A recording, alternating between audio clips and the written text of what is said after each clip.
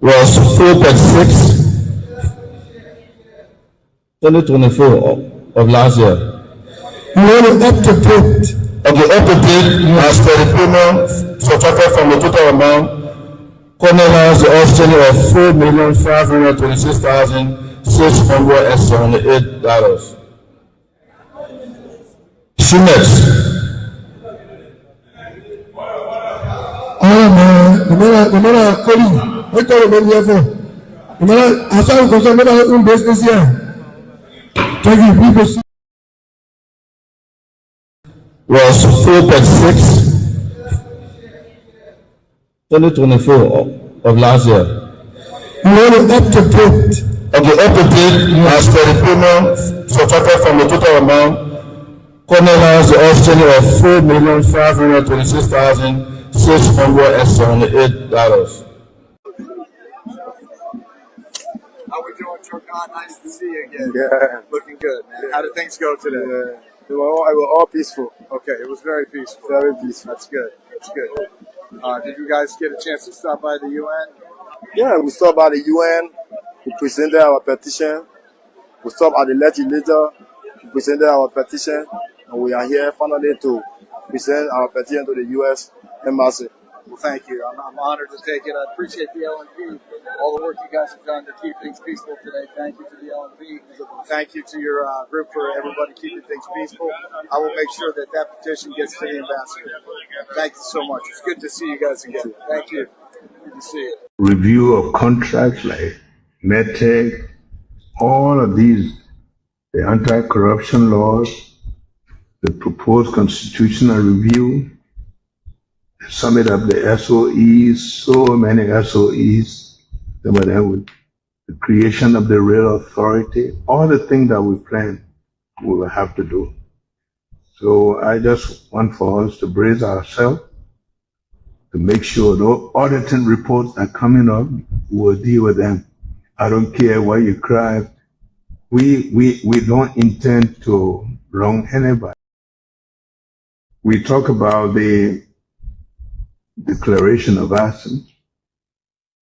Let's make sure that the cabinet is on board, and to make sure that the legislature is going to be on board, going to make sure that the judiciary, we all want good country, so nobody should be above the law. And those are things that we will be talking about. Those missing children, we're not going to leave that unresolved. The missing $16 billion, we're not going to leave that unresolved. We're not going to leave anything unresolved. We want to know what happened. Let the public know what happened. So no intimidation, nothing going to work with us. If the minister needs help to making sure that those cases come to the forefront, we'll do it. But we want to make sure that the librarians know that they have a government that they can depend on.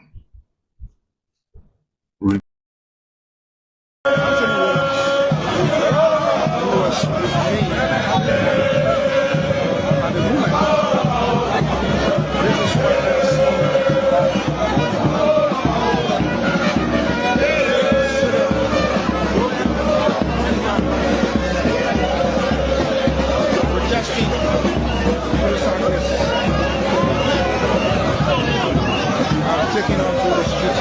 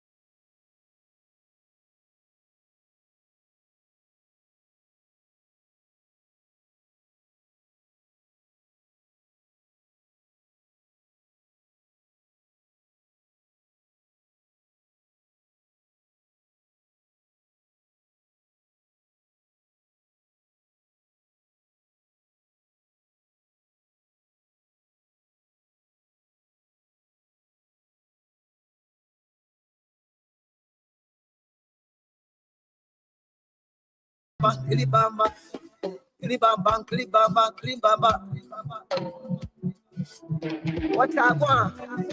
Yes,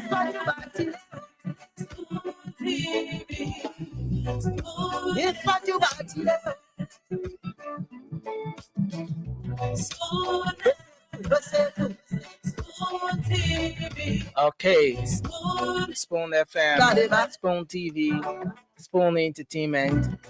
This is the Spoon Network.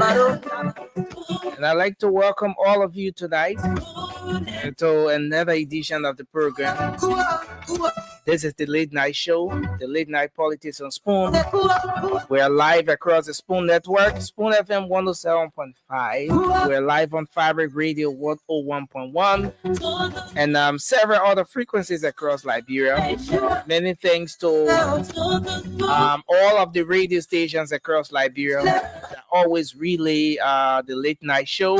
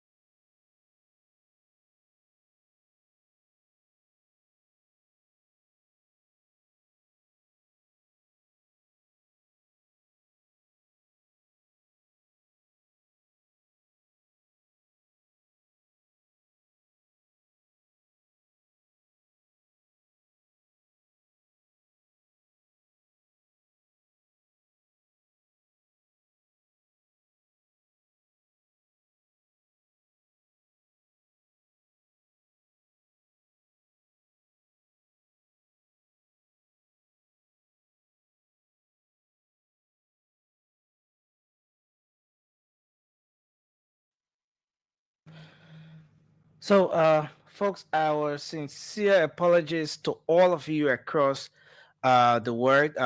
Sorry for that break in, and of course, I want to say thanks to all of you who have held on, all of you who still with us, and we sincerely apologize for the break in. That's due to some technical issues here beyond our control.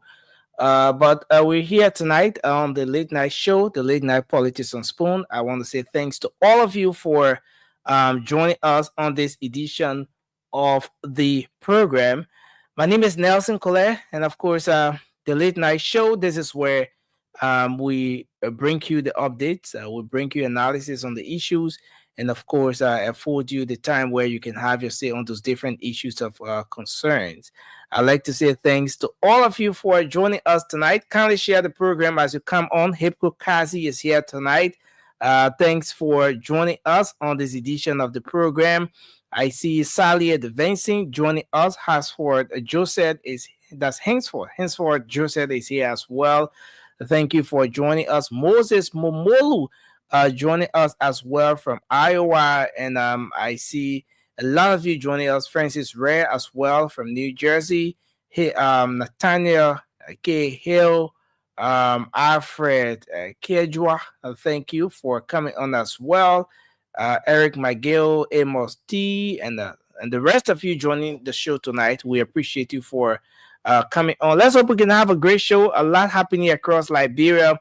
Yes, we couldn't make it to bring you the show last evening, but we're here tonight, and let's hope we can have a great show. Thanks to all of you for joining us tonight on this edition of the late night show. Well, there's a whole lot happening across the country, and most of you are aware that the country saw a very strong protest yesterday. The motorcyclists were in the street. It turned out to be a very peaceful protest. Even up to now, the motorcyclists are still calling on the government, knocking on the doors of the government relative to the no-go zone enforcement that's currently ongoing by the Liberia National Police. There have been different updates on that. We'll have more conversation around that tonight on this edition of the program. But on the flip side, there's a whole lot happening as well. A lot of you saw the engagement with the president and some of those very important, issues he touched on during the cabinet meeting. That was on Monday when the president mentioned the fights, the steps they're going to take with respect to the fight against corruption, and the whole lot that his administration, more like going back on some of the promises that were made during the campaign period with respect to what the government would have done had the Liberian people elected this government, which was then an opposition political party, the Unity Party. So the president spoke about the three missing boys or men. They need to go back on it. The whole thing about asset declaration. He spoke about the fight against corruption and a whole lot, during the cabinet meeting that's been going on in the country. And the EU and the government of Liberia have signed some 20 million financing agreement to empower Liberian women and to promote sustainable development in the country. There was the signing of the agreement. Rather, it was formalized today when the finance minister, Minister Augustine Kwehe Gafwan, and the director for development, migration, and governance and peace at the European Commission, they were all there, graced the occasion, and this initiative includes some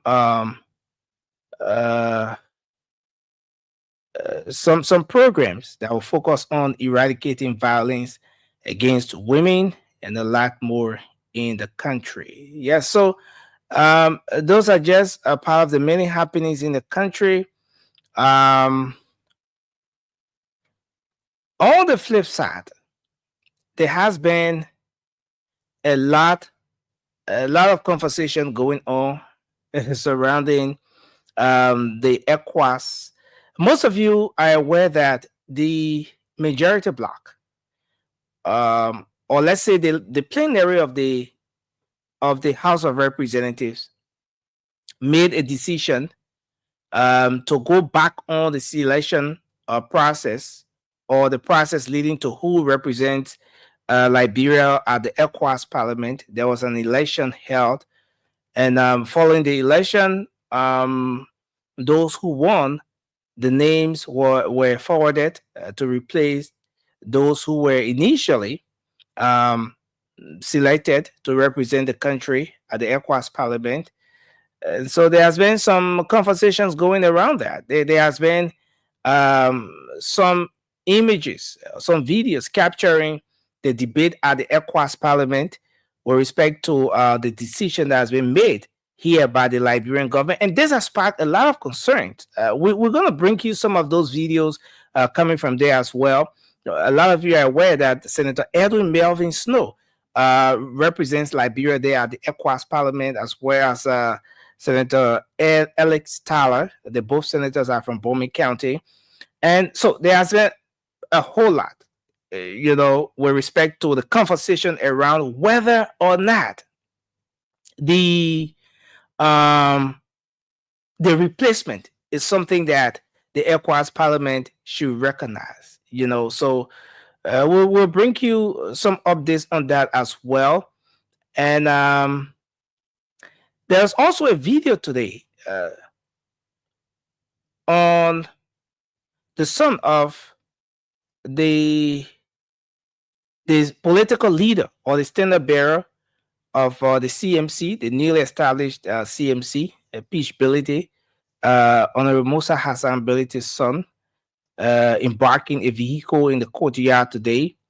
And that has sparked some concern as well as to whether, what the circumstances were surrounding his release, since in fact he had been accused of being in possession of narcotic substance in the country, and firearms as well. The case has been in court, since in fact drug is a non-billable, the possession or use or sale of narcotic substance is a non-billable a crime in the country. There has been conversations around how Peach Bility in the first place left, detention or prison, let's say pre-trial detention, since it's still undergoing trial. For everything remains an allegation for now. But considering the fact that it's non-billable, how did he get out in the first place? Once there was a public outcry, then we saw the re-arrest of Peach Bility. And so how did Peach Bility, who was initially arrested, how did it get to a point that he left pre-trial detention, and then he was being rearrested? But today there was a video that surfaced where Peach was embarking a vehicle, headed towards home, as per what the journalist who recorded that video in the courtyard narrated during the brief commentary that was done at the time the video was recorded. So yes, that's another one to look at. The fire investigators have been in the country. They have done their investigation. There has been a lot of concerns around the situation with the burning of the Capitol building. So many people want to know what went wrong, what actually happened, and the circumstances surrounding the burning of the Capitol building. Those are all issues that a lot of folks have been concerned about. And so, yes, we'll bring you some analysis around that as well, with everything that's happening at the moment.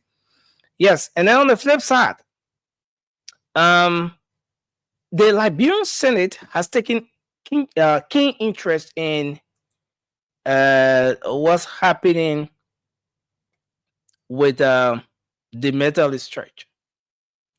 I listened to some of the clergymen, the leaders of the church today on the local radio station when they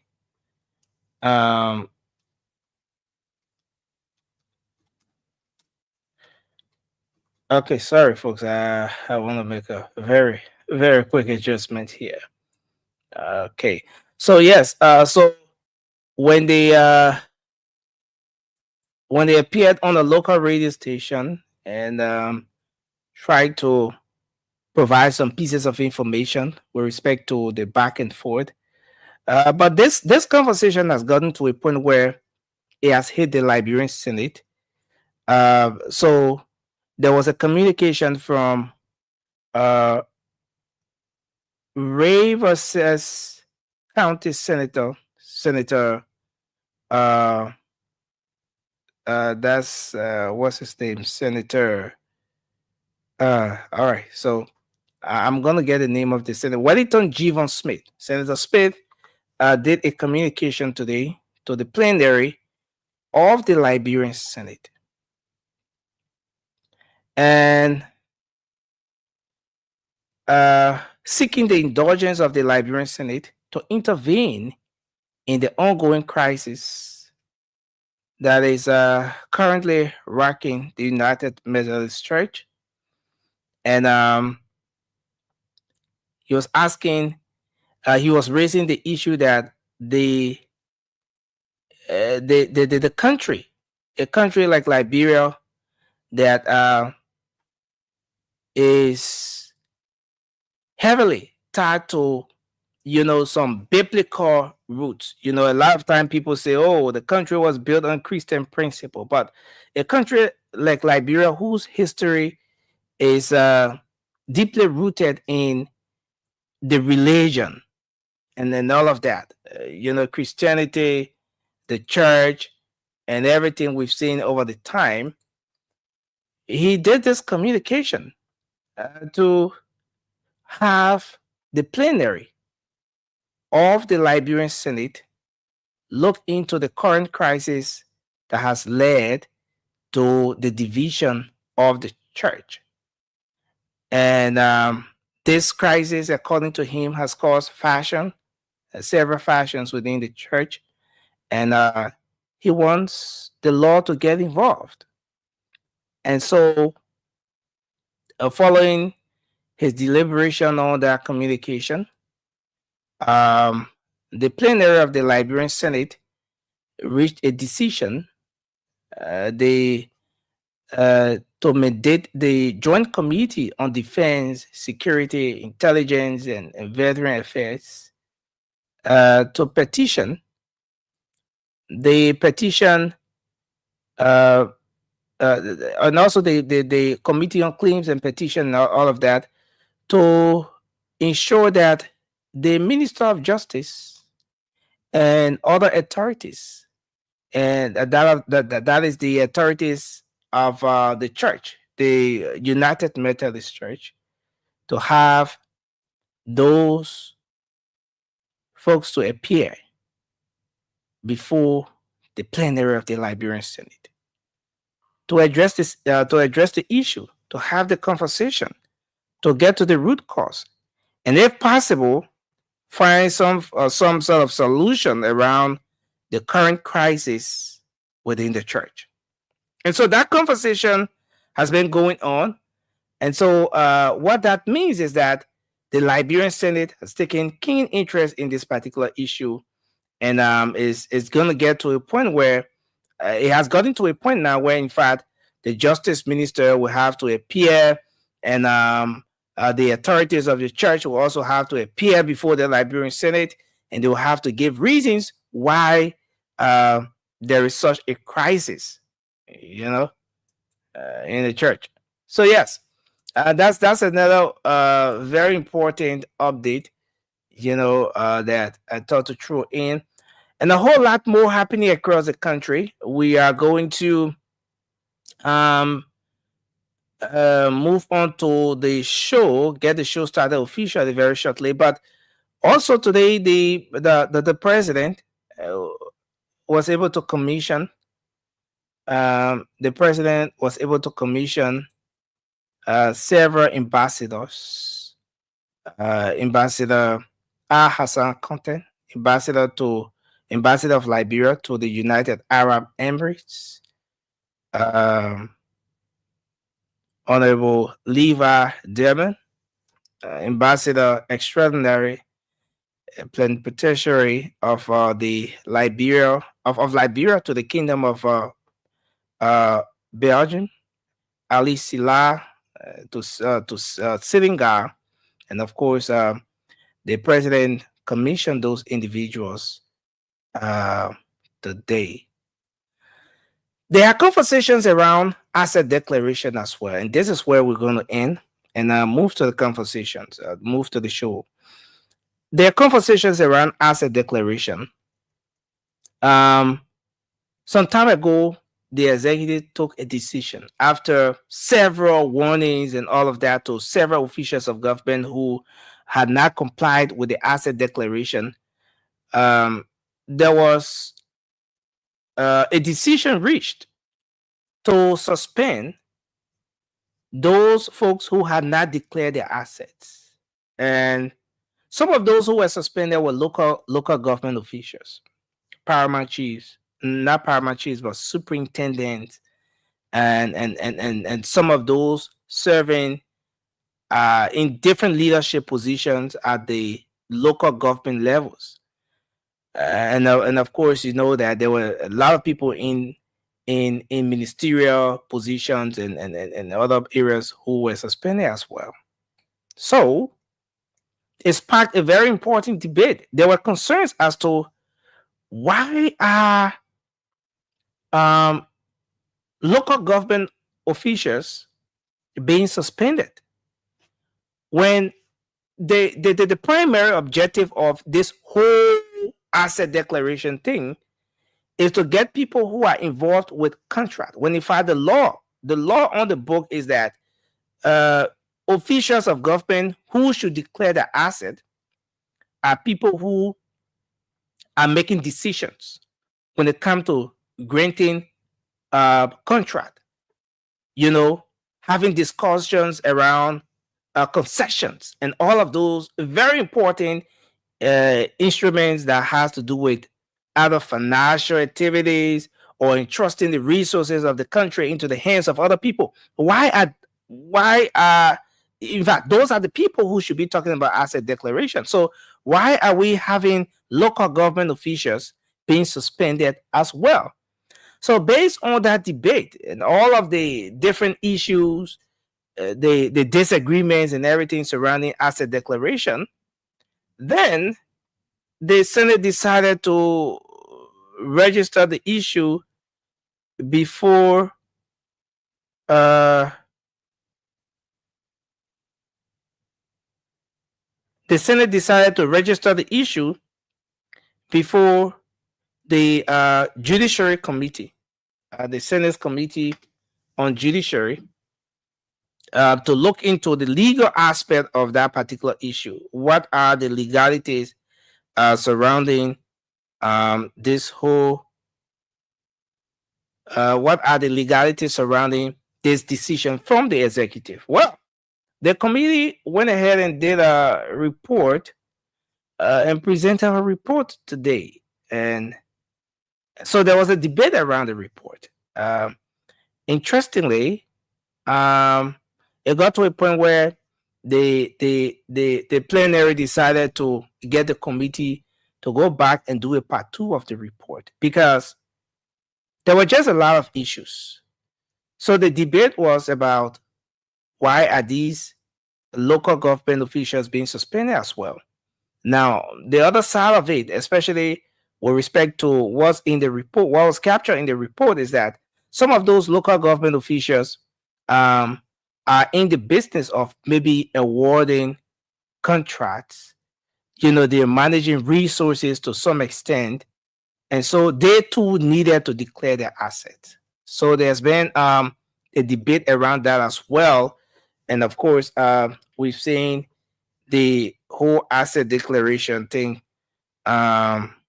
lingering from that end. And the legislature is making some very strong decisions with respect to that. All right, so these are just a few of the updates. Here tonight as we move into the actual conversation. And since in fact we weren't on last evening, it's very important for us to start up with the whole protesting that took place. You know, one notable interaction since the protesting was the one with the District 8 representative, Representative Prince Tolls, when he engaged with the motorcyclists. He tried talking to the motorcyclists. They went to present their petition, and after receiving the petition, he decided to offer them, 40,000 Liberian dollars, just to get them have something, maybe get some water and just something to keep them up. But then the gentleman receiving the petition, or let's say presenting the petition, told the lawmaker, we understand all of that. We appreciate the fact that you want to be kind, you want to be generous enough to us, but we want you to take the money back to your district, use it on the people there. Our major concern is to see our plights being addressed. And what are the plights? The motorcyclists in their petition were saying that first thing is that they want to get access to the major corridors like they had before. Now, before getting to that point of the major corridors and where we are now, they had access to those corridors before. The enforcement before now, or the prerequisite before now, was that before getting access to those corridors, you needed to have your bikes registered. You needed to have insurance. You needed to have the registration, the insurance. You needed to have a driver's license as well. And all necessary documents should be in place. And some of those motorcyclists went ahead and paid for the registration. They insured the motorbikes. They got for themselves driver's licenses so that they'll be able to ply those major corridors. Recent situation saw an accident, a tragic motor accident that led to the death of one of the motorcyclists. The situation then angered all of the motorcyclists. Well, they took onto the streets and decided to call government's attention. In the process, some of the police booths around the places were vandalized. The glass on those booths were broken, and they went after some police officers because they were angry. And their issue of getting involved with all of the activities they carry on, maybe vandalizing the police booths or going after some police officer, was that they wanted justice. Those motorcyclists, after the accident on Johnson Street, on Broad and Johnson intersection, when one of their colleagues died as a result of a motor accident, a truck going down the hill that lost control and all of that led to the death of one motorcyclist who was just within that vicinity on the main road, lost his life. The folks said they wanted justice. And then they decided to take onto the streets. To calm the situation, the LMP decides to reinforce the no-go zone restriction across all of the different corridors. This time around, the decision now was not about having your registration, insurance, and all of that. No, as per the interview we did with the 102, Councillor Nelson, the deputy for operations, he said the no-go zone was enforced now for all commercial motorcycles or motorcyclists because they had gone beyond, especially taking onto the streets, vandalizing the police booth, injuring a few police officers. That was beyond the boundaries. And because of that, to make sure that that crime is restored, no commercial motorcycle was allowed to be in on the major corridors, like the Tottenham Boulevard. That then sparked what happened just a few days ago, or what happened on Monday. The motorcyclists then, in their plights, were saying, look, we have already paid for the stickers, we've paid for the insurance, we've done all of our registrations, we have driver's licenses, and so we want our rights to be restored. Few of our colleagues, or some of our colleagues, took to the streets, they vandalized the police booths, they went after police officers, they chased after police officers, they did all of what they did because, according to them, they wanted justice. But the enforcement to get all of us off the street is not something that's in the best interest of the motorcyclists at the moment. And so there has been some back and forth. The leadership all by itself is divided at the moment, which a lot of you know about. And so one group has been engaging with the government in a very severe manner, condemning the action of some of those motorcyclists who took onto the streets, vandalized the police booths, and carry on all of those terrible acts.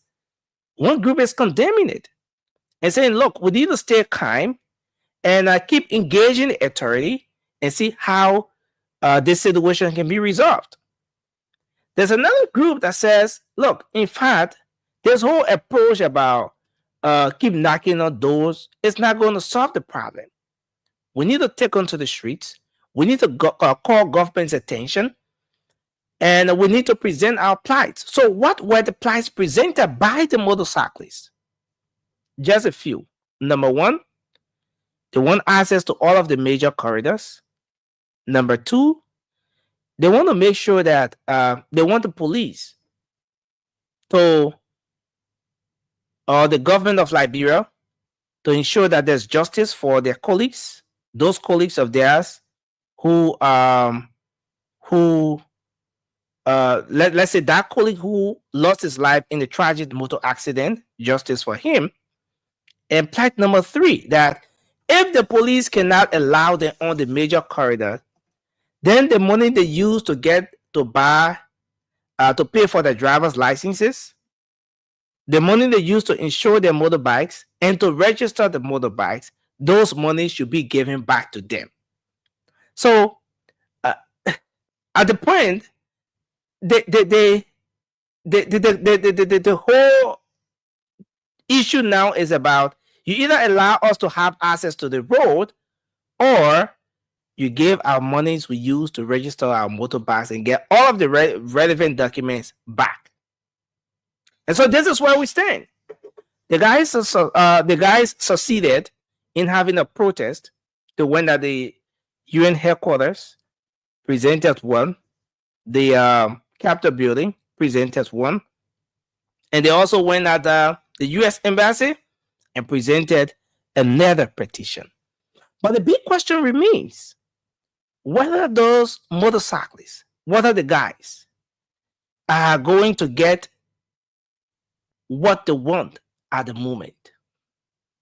Another question is whether the approach is the best, is the right one, especially at this point when the police or some of the police, especially the traffic police, feel targeted by some of those very motorcyclists. The whole idea of getting the motorcyclists back in the streets, is this something that is advisable for the country? Is this something that's advisable for the country at the moment? And these are all concerns. These are all concerns. All right? These are all concerns that the guys are having. Is it possible? So, in a case where the police was to say, look, no.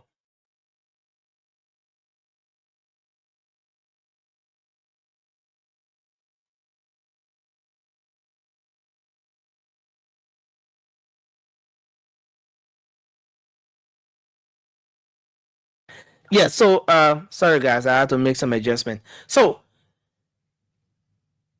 if we were to go back, if the police maybe today decided and said, okay, so based on all of what the motorcyclists have said, we'll cancel the no-go zone restriction, we'll allow the motorcyclists to ply just anywhere, would that be the right thing? Is this part of the reform process that is needed for the country at the moment? If yes, how timely is it? Also, is this the right timing? Now, the guys doing the presentation of that petition, especially before the U.S. Embassy, they said they will protest every Monday.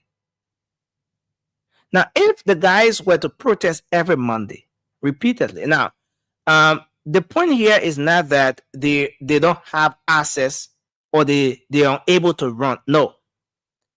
The only places where they are prevented from running now is from the ELW junction, or let's make it around the SD Cooper Road, extending to Central Monrovia.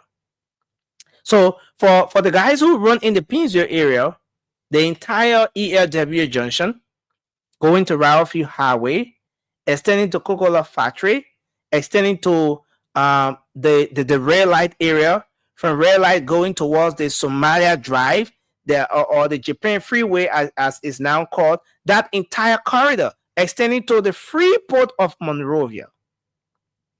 And then maybe you want to go across the Point 4 area, St. Paul Bridge, Caldwell, all of those other areas. Motorcyclists have access to those different corridors. The only corridor that the motorcyclists are now prevented from plying is the one from ELW Junction or from the SD Cooper Road to Central Monrovia. So let's talk about the positives and the negatives associated with this for a minute, just before I bring the rest of the team on. Now, it's a two-way street. One side of this thing is that the commuters, Liberians, a very good number of them over the time have gotten used to motorcycles. Okay, so John Brown wants to go, or is supposed to be at a program, at a meeting, or at work, or at school in the next 30 minutes. Based on where John Brown is, and based on the time of the day, maybe during the morning hour, there's usually jam traffic towards town. During the evening hour, there's a huge traffic coming from town. Based on the location, if John Brown was to get on a taxi cab, it's going to take, let's say you're around the Pinsville belt, ELW Junction, Congo Town. If you're going to Central Monrovia, it's going to take you some time. The traffic is one situation. And of course, how long it's going to take you to get a taxi is another one all by itself.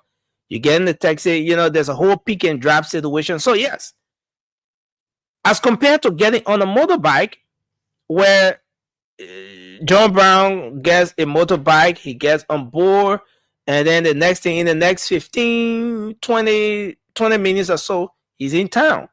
But if that same person was to get on a motorbike or on a commercial vehicle, on a taxi, it's going to take up to 45 minutes. So one aspect of this is that people have gotten used to the motorbikes because a lot of people see it as the easiest and fastest way to commute, though not the safest way to commute. But a lot of people see it as the fastest way to go about it. Regardless of where you are, you can easily get on a motorbike and boom, you're at your destination. In terms of cost, it's more costly. All right? It's more costly. The motorbike compared to the taxi. Taxi is far less. If you're getting on the motorbike, you're going to be paying twice the price of a taxi. But yes, some of the people who have gotten used to the motorbikes over the time have done so because of how fast they get at their destinations. So that's one aspect of it. So the very day the enforcement took effect, you saw a lot of people started to walk. A lot of people trekked that day. So many people complaining, oh, it's a tough one. The second day, the number of people who were trekking reduced.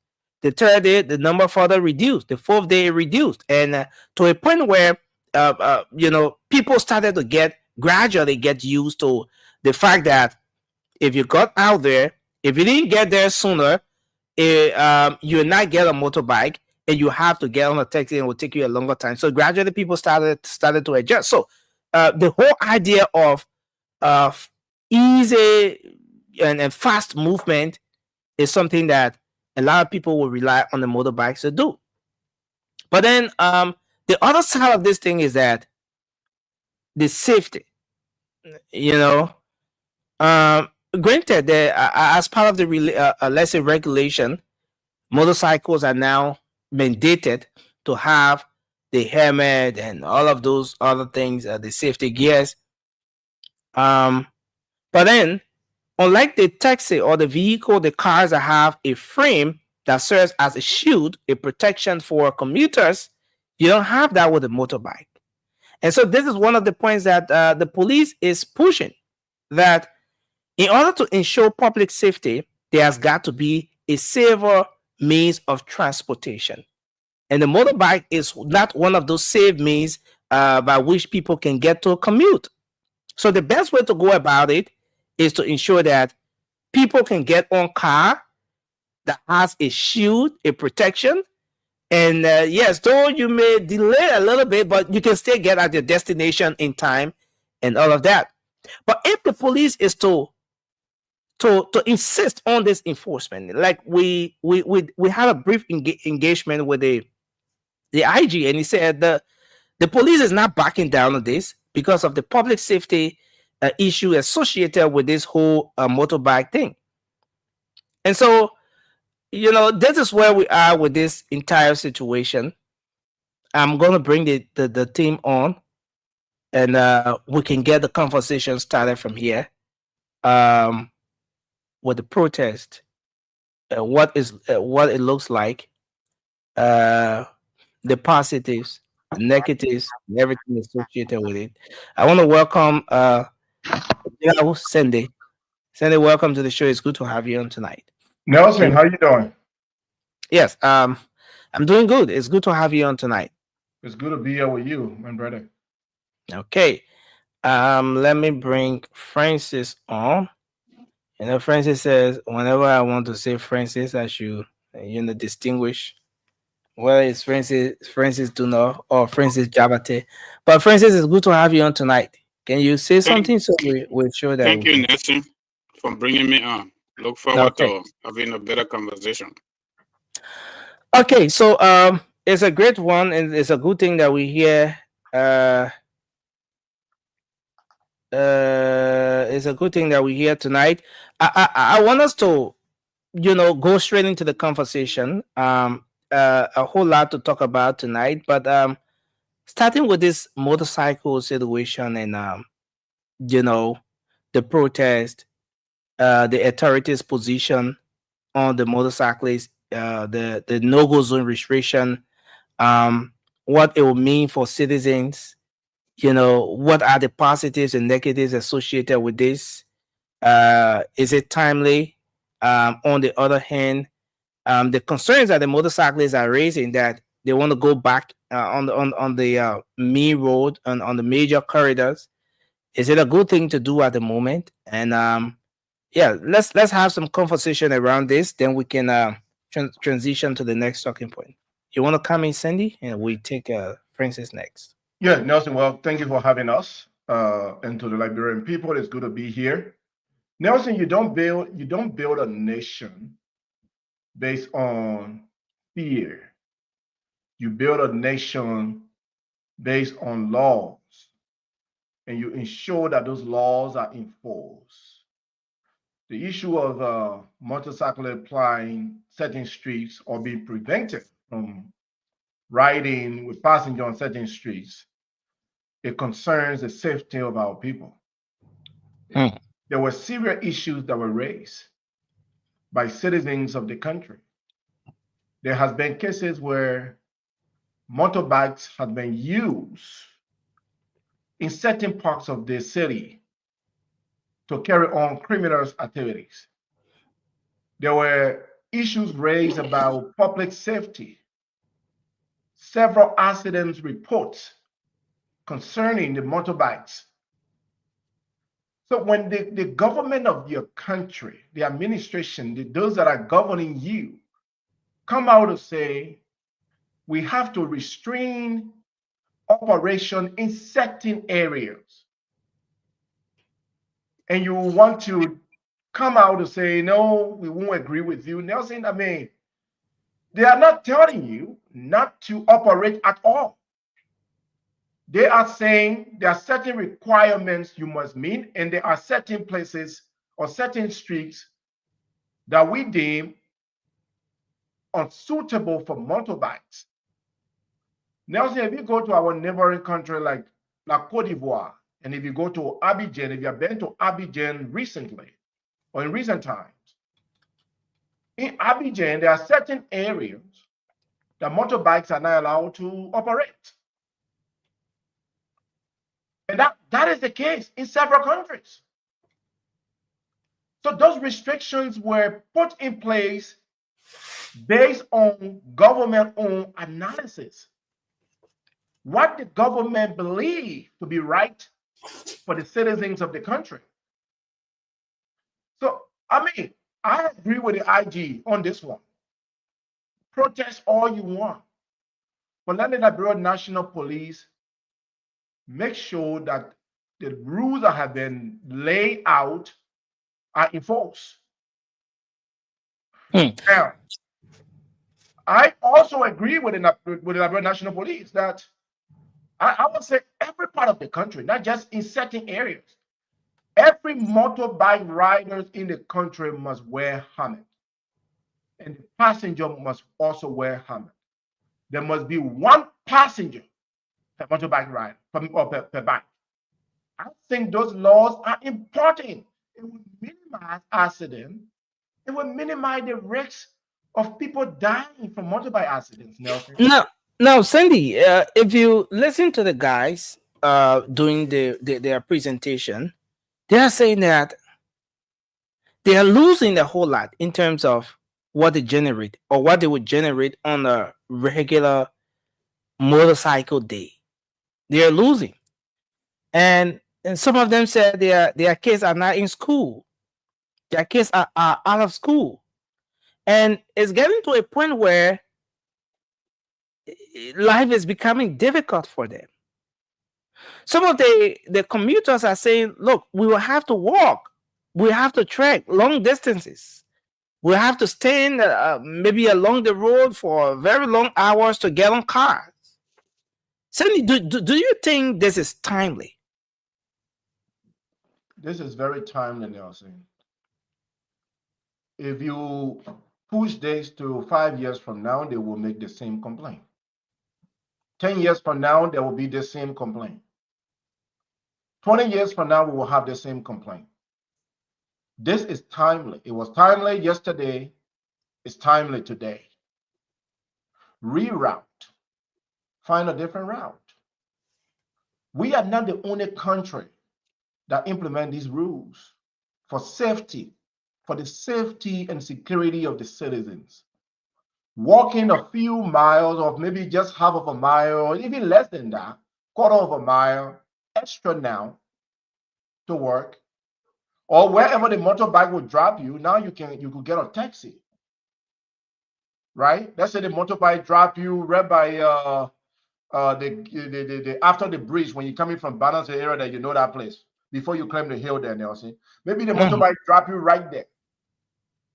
Now you can maybe, and then let's say you're working somewhere on Camp Johnson Road. Well, now you can either walk to Camp Johnson Road or you get a taxi to go to Camp Johnson Road.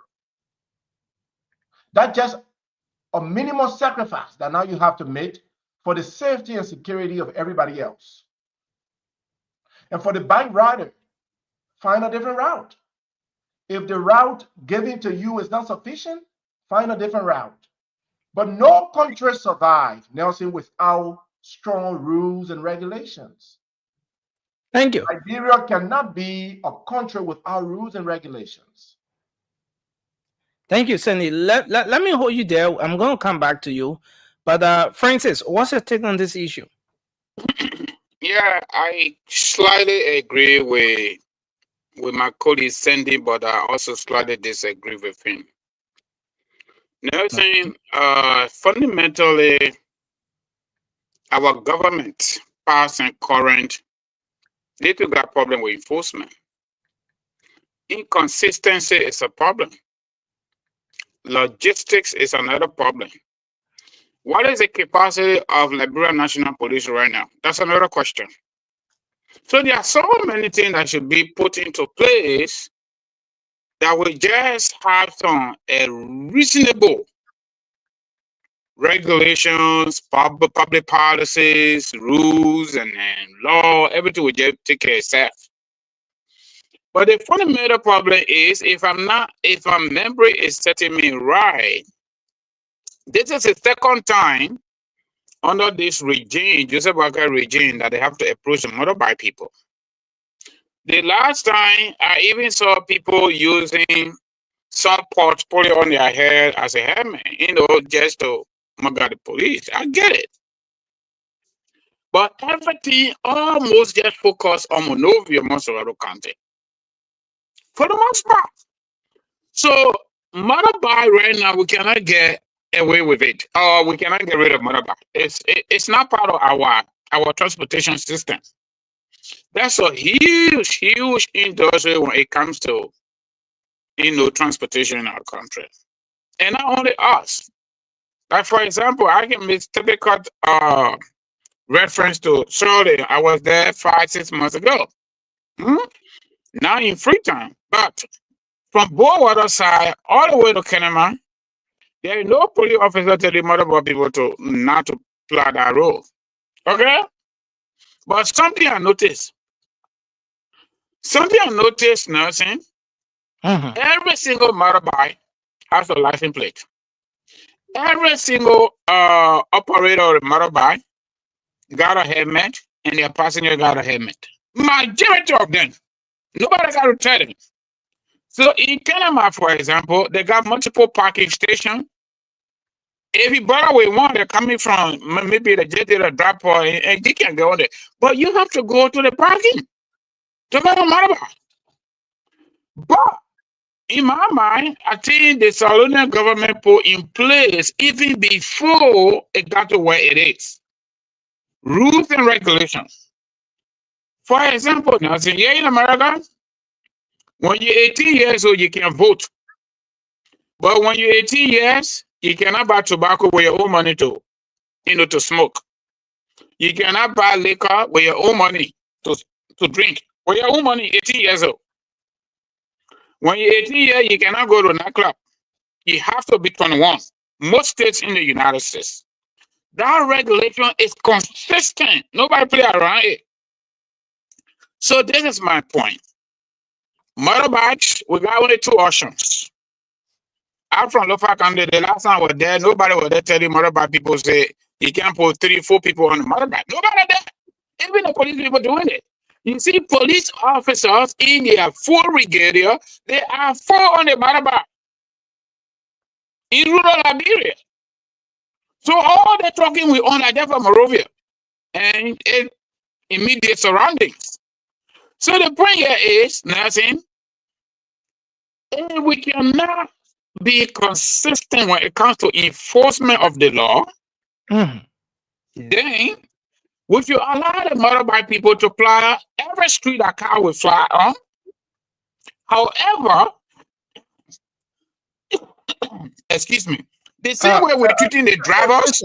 Francis, do you have a Bluetooth connected or something? No, I ain't got no Bluetooth on today. I just using my phone. Can you hear me? I don't have no Bluetooth on today. All right. So if we cannot, let me say it this way: if we do not have the capacity to enforce the law or the regulation for motorcyclists to stay where we told them to stay, then of course we have to treat them like taxi drivers or any motor vehicle operator. For example, where I live, everybody share the road. Everybody got equal responsibility. If you're on a motorbike, you don't cross the red light. Another thing I noticed in Liberia, motorcyclists, the red light not for them. They want on 20th Street.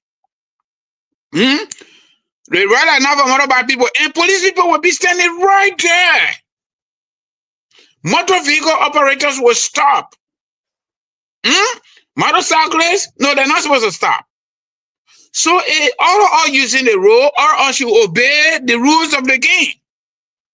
And the police should be able to have that capacity to make sure safety is a show.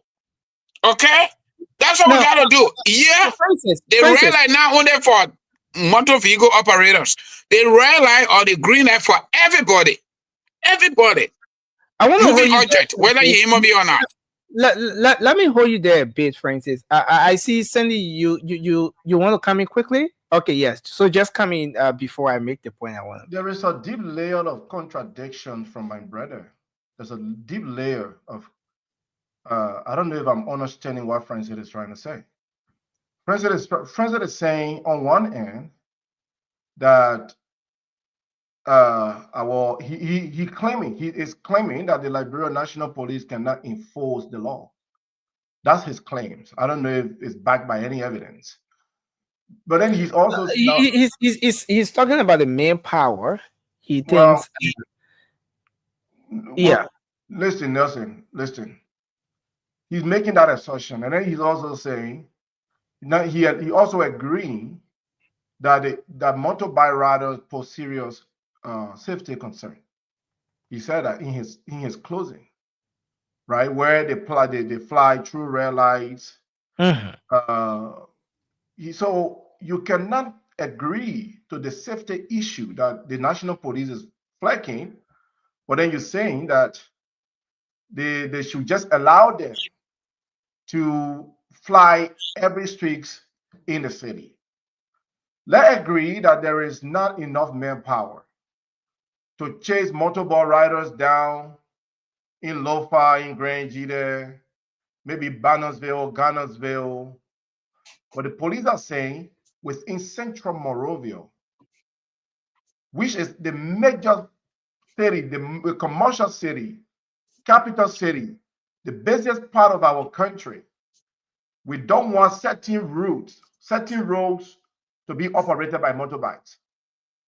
I want to believe, and with what we have seen recently, Francis, that the police have deployed enough manpower in those areas to protect the corridors of those streets, so that motorbike riders will not operate those streets. We have to start somewhere, Francis. We can't start everywhere. This regulation may not be enforced in Lofa right now. It may not be enforced in Grand Jide right now. We may still see police officers, some of our government officials, 4 or 5 on one motorbike somewhere in the interior. But can we enforce that? Can we start with Monrovia? And then eventually, can we accelerate the same program across the country? Gradually. It's going to be a gradual process. So we can't say don't enforce it in Moravia because it's happening in Lofa. Enforce it in Moravia so that subsequently, maybe 10 years from now, it will reach to Lofa. Thank you. Thank you, Sandy. You know, and this is very important. For instance, someone is saying that development, now one of our followers, Aku Kroma, is saying that development comes with pain. There are consequences if you want to see development in any given society, in any country. There will always be a time, there will always have to be a group of people who will feel the pinch for the good of everyone.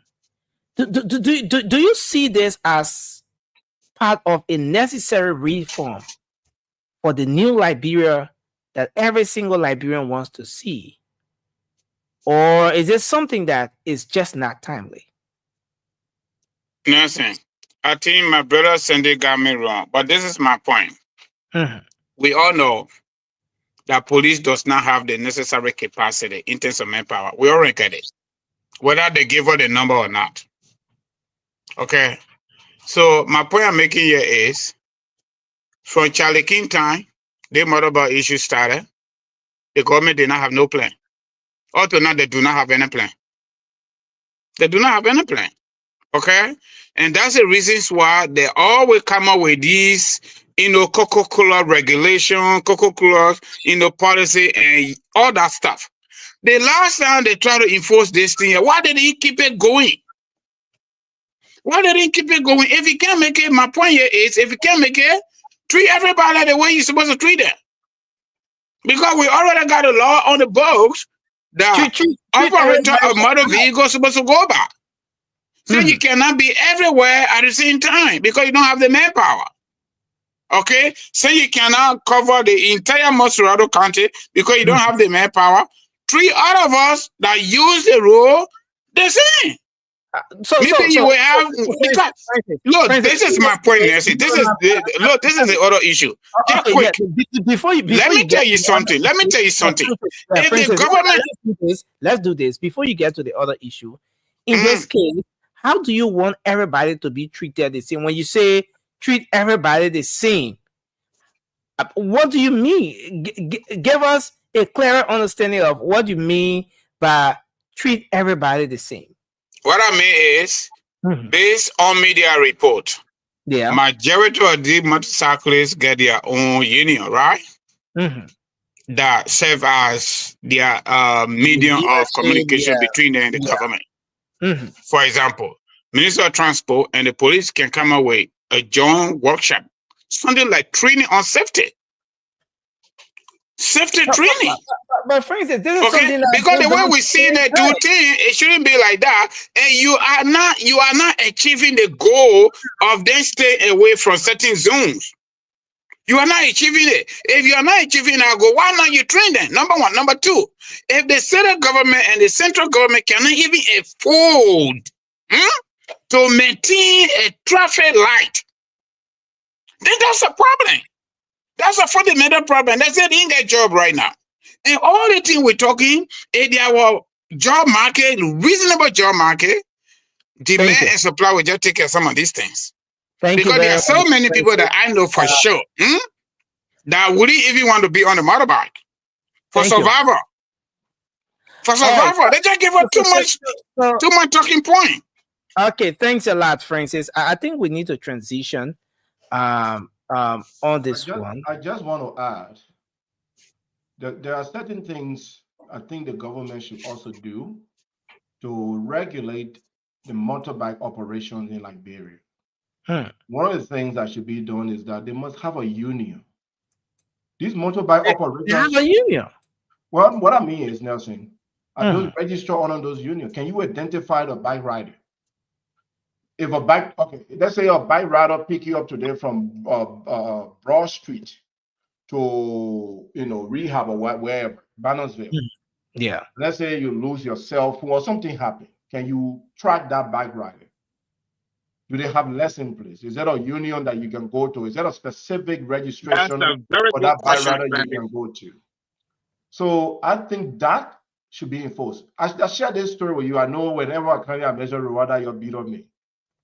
But Nelson, do you know that I lost my whole wallet on a bike in Rwanda? And it was found by the same bike rider and turned it over to the nearby police station. And I was called with $100 note in that bike. You know, a Liberian girl was punched. I'm not going to call her name. She was punched by a bike rider in Rwanda, hit her in the face. And do you know who? And he ran away. Do you know who recorded that? Do you know how they found him? His license plate number.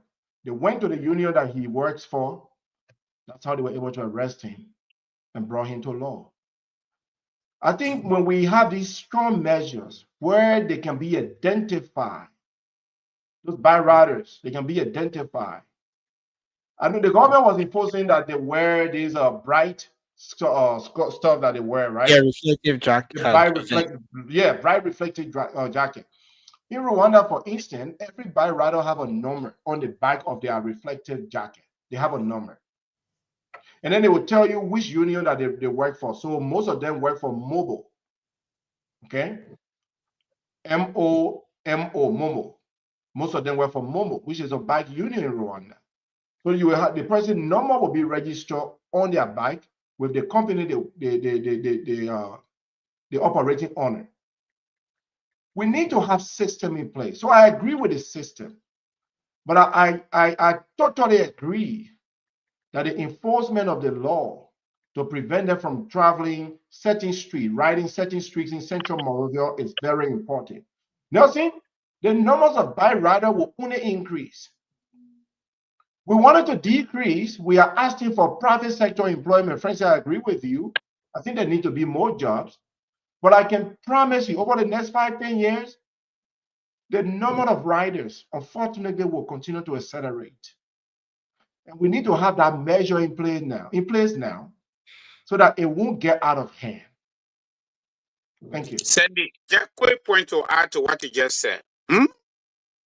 For example, we can easily implement this policy through the police, Ministry of Transport, in addition to what you just said.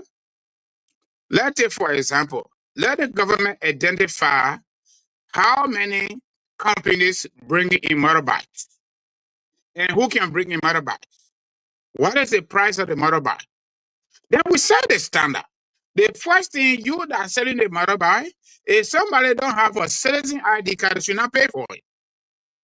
That's the first standard. Because you set up that database, when they got a citizen ID card, you will know exactly the age of that person. We're not selling motorbike to anybody until the age of 25.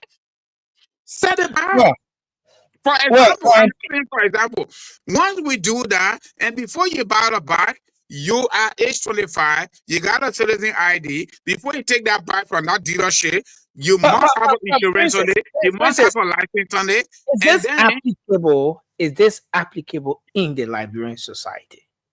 We're talking about safety. No, because for instance, this is safety. We got to make it work. Yeah, this is the whole thing here. We're talking about a system right now that has a very good number of the young people unemployed. A system right now where somebody goes to school, gets a degree, but there's no job. A system where it's even difficult to track, certain things. And now you're talking about a citizen ID card where somebody can be able to identify themselves. Why should we even carry it to 25 years? That it should because be 25 we want to years. minimize.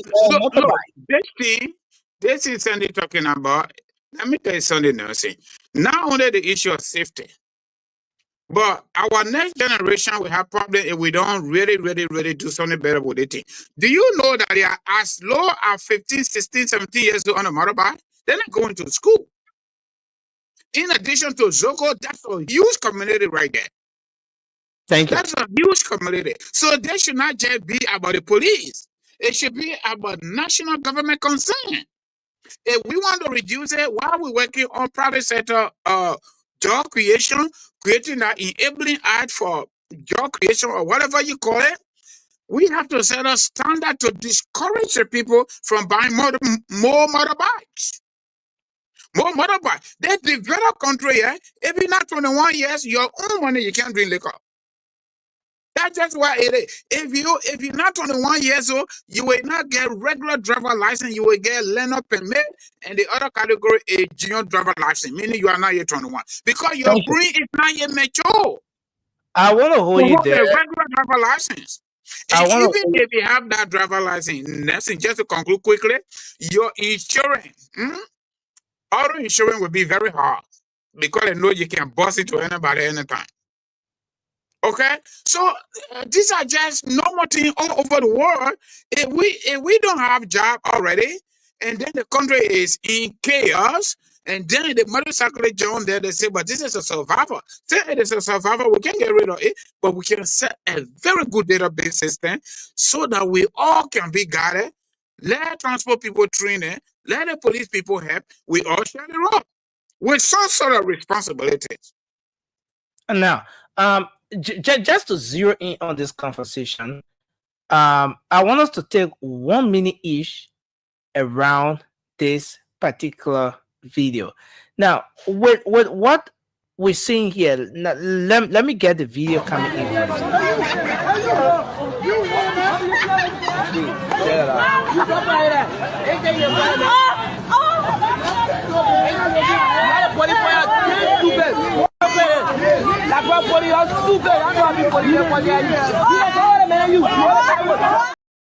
Okay, so I mean, just few seconds of that. But what we're seeing here on the screen, what's your take on this? First of all, friend, let's start with Cindy. This is part of the enforcement at a police checkpoint, and you just saw it. Is this going to in any way take away from what the guys want to achieve? I mean, and there have been different views on this as well. There are some who see this from the perspective of the motorcyclists, that, oh, okay, the guys feel disenchanted, and maybe that's why they're doing some of what they're doing. But your take on this one, Cindy? Nelson, our police force needs serious revamp. And our justice system needs strong enforcement practices, and Liberians, especially the young people, need serious legal rehabilitation. What we just saw in that video shouldn't ever happen, ever, to any police officer. And none of us should sit here and squarely put the blame on the police. I blame the ignorance of the people. I blame the lack of law enforcement and strong legal enforcement in the country. That young man that tried to fight with a police officer, if it's in other country, we are burying him already. If it's in other country that I know, he's going to be dead. Or maybe he's somewhere sitting behind bars. I hope he is sitting behind bars. I hope. You cannot challenge the police in that way. You can't. Our people need to be law-abiding. Once that person put on that uniform, Nelson, they are in authority. Even if they are wrong, you can only seek justice. But you don't fight police on the street. You don't fight police. You don't resist arrest. Thank you. That's wrong. With that, these are things that we need to fight, Nelson. These are things we need to fight against. The police, I have always argued, there is a need. First, we need to take law enforcement serious in the country by paying them well, by equipping them, let them have the necessary weaponaries the necessary equipment to enforce laws. We have a whole generations of rebel-minded individuals in the country. People are not healed from the Civil War. People still think, people still think that the best way to address issue is to fight. The best way to address issue is to harm one another. Sandy, yes, and I understand that aspect. I get it when you say we still have people in the country who think the best way to resolve any issue is to, get into pity, face blow, and because the guy was trying everything possible to just grab that police officer leg and pull him over. Once the man back on the ground, everybody can start clapping for him. But at the end of the day, it's not just with that motorcyclist you saw in the fight with the police officer. It's about what's happening with the young people. One young person and another young person get involved with disagreement. The next thing, the man looking for scissors, or he's looking for knife, or he's looking for rock or something to mob the person or to stop that individual. But can we blame this to the war? Should we be blaming it on the Civil War when in fact Liberia have seen about 20 years or over 20 years of uninterrupted peace? Should we still be blaming this on the Civil War when in fact most of those young people were born before, or let's say after, the Civil War? The impact of the war does not just end with those who were directly affected. The war destroyed an entire generation. And then after those people were directly affected based on the adverse experiences of those that raised them. Your mother, for instance, is negatively affected by the war. No resources, nothing to care for you. You start to see that the generation before you, all they do is fight, fight, fight. You coming after them, you copy that same thing. You coming after that generation, copy that same thing. Behavioral health analysis will tell you that. What I'm trying to say, Nelson, Liberians, and unfortunately in most parts of developing nations, especially nations that have been through war and that are still struggling to develop, believe in violence. Believe that violence resolves everything. They do not respect law enforcement. And our country, unfortunately, is one of those places where people abuse law enforcement. And Nelson, those that are on ground, those that have experience, those that are here in America, right? For instance, who when police pull over, they can't shake. They know that some kind of, little child, they will be trembling.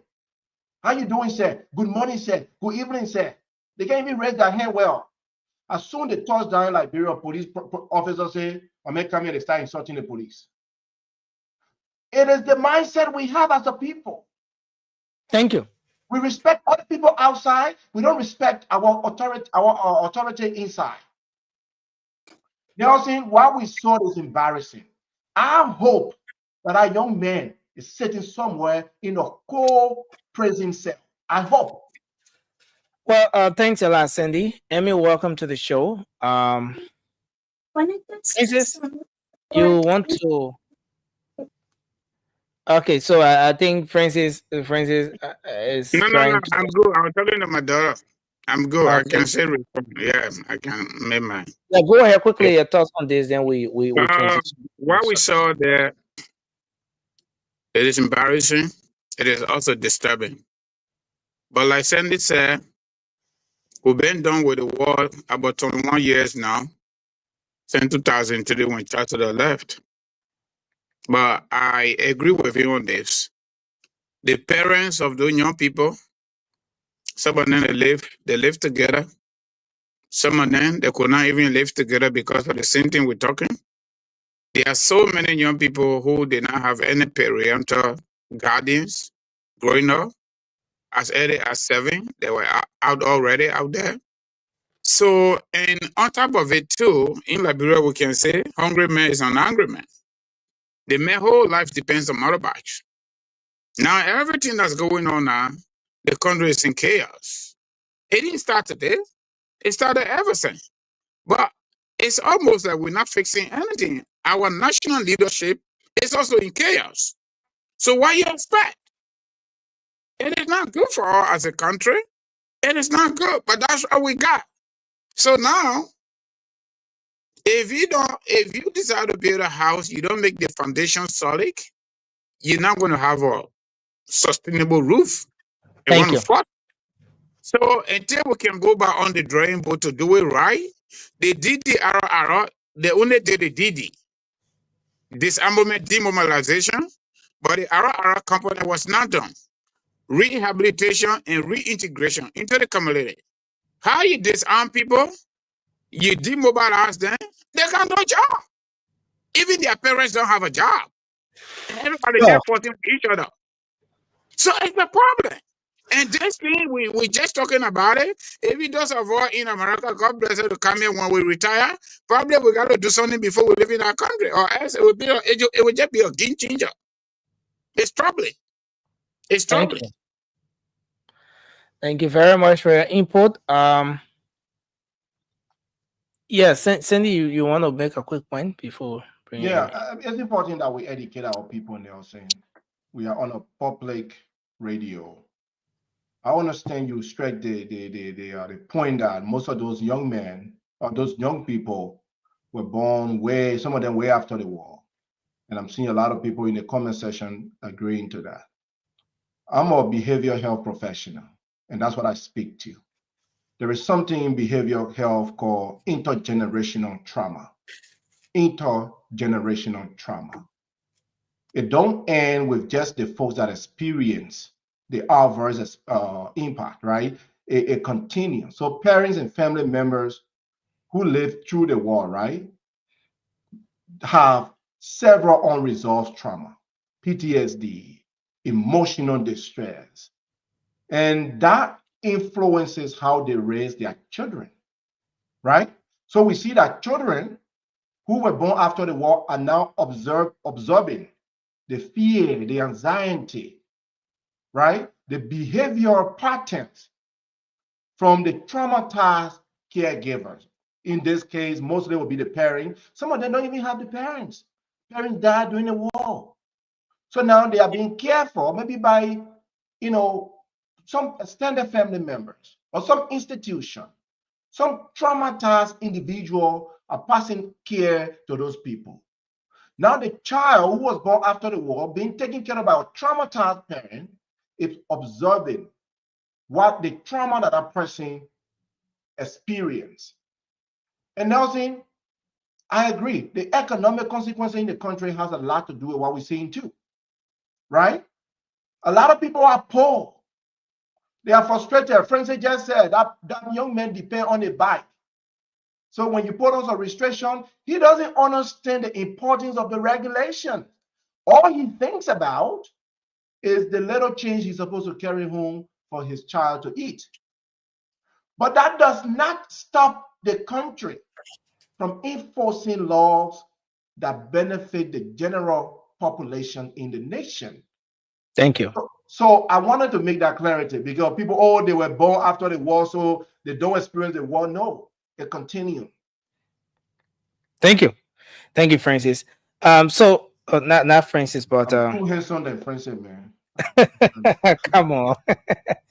Emmy, you want to come in? We were just about transitioning. I want to ask Emmy before we can go. I got a question for you, Emmy. Why you got in front of your... What happened? Why you got in front of your name, Marshall Territory? That's a pretty good. I'm repping my city. Huh? I'm repping my city, my hometown, Marshall Territory. Oh, that's your hometown. Oh, okay. So you're in Costa Rica from the place? Because I was saying from one country. I said, what kind of politics you can appreciate with it here? You see, friends want to divert the I whole got Marshall Territory in one country. we have My two own more guy. talking points to go on, but Emmy, you want to zero in because you jumped in at the edge of the conversation. Well, I think wait, you talking about the video that you just showed? Yeah, the enforcement, the protest, and all of that. Okay, so maybe I was a little late. I was just Okay. something. So nothing with this protest. You know, when we talk about these kind of protests, all the time people like to tell us like it is the constitutional rights of people to protest, which is true.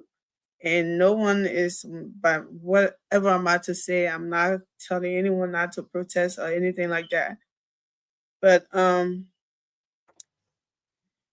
protests like these, I don't think, I think the government should always listen to its people, but with something like this, I don't think it should be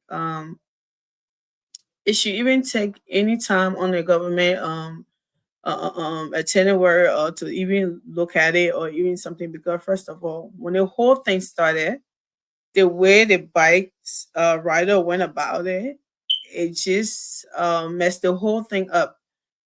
Right now, I know people say, "Oh, there's no job in the country. There's something," which is true, right? But should we wait for everybody to be working before we stop?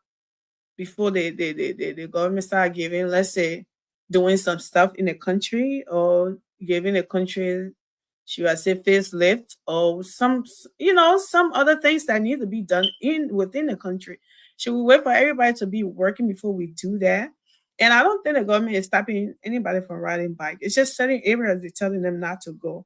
And the whole thing went into some kind of chaotic move, like people, the citizen fighting the police, and end up with police and AFL man doing all of this. And I think it's at this point now the government should enforce it. They shouldn't even look back, because at this point, if they don't, anybody would think that when the government makes certain laws or come up with certain restrictions, they should, cause trouble, and they will go right back on it to go say, "Oh yeah, we're reversing it because these people cause trouble." Because you can always, channel your grievances through protest, but not after you cause so much problem with this situation already. You want to come out now and do protests and do this. I mean, who would take that seriously? And like the video you are just showing. Look, this is what I talk about all the time when I come on the show. When I say our police are they are so disrespected in the country. These are something I'm talking about. Look at a citizen standing for the policeman doing like, like, let's go boxing with him. Who does that? Where do you see that happening at? Only in Liberia, right? Well, let me not say that. Maybe it happened in other African countries, but I haven't seen it. But Liberia is what we're seeing, something like that. It's disgraceful. Like, no respect for the rule of law. No respect. Oops, guys. Guys, I'm sorry. I gotta go pick up my baby girl. She called me. She got stuck somewhere. So, Okay, Josh, look, continue for me. thank you. Okay, Thank you. so Josh, welcome to the show. You got Thank in at you. the end of the conversation, so we'll give you just 30 seconds to just zero in, because we Usually ready. you give 2 minutes. Why you give me 30 seconds? Yeah, because we are caught up with time. We need to transition to the next Is it topic. because I'm a guy? It's not a girl or something? All right, look, No, let me just say, don't play any card here, because there's so many on the show here, so that card say it can hold. all right, guys, look, I think I was listening because I was driving coming out. I was listening to the show, and I really, sympathize with all of the concerns that have been raised, right? But what I want to say here to this matter is that the issues in Liberia is not just superficial, like we want to address them, right? I think they said every building block of a society is a family. I think the family unit in Liberia is being destroyed. And here's why. Most kids you see in the streets, most kids that move away from the parents who don't adhere to discipline and move out of the house is mostly because the parents cannot meet their needs, right? And I will tell you this for free. If I were at home and my parents could not feed me, I would go somewhere else to find food. That's human nature. You explode. And guess what? When that desperation gets in you, that's when they start to steal. That's when they do all sorts of things because they have to survive, right? So everything that you see, like the Darwin's theory of evolution, survival of the fittest, right? If you're not strong, you can survive, right? So that boy you see fighting that police officer, what I do understand is a wrong thing to do, but that boy is thinking about this bag is not for me. This bag that somebody buy to give to me. And when I finish riding today, I gotta get the person money. And when they take it back from me, I'm not going to get the person money. And So, but Josh, do you really think it's a justification?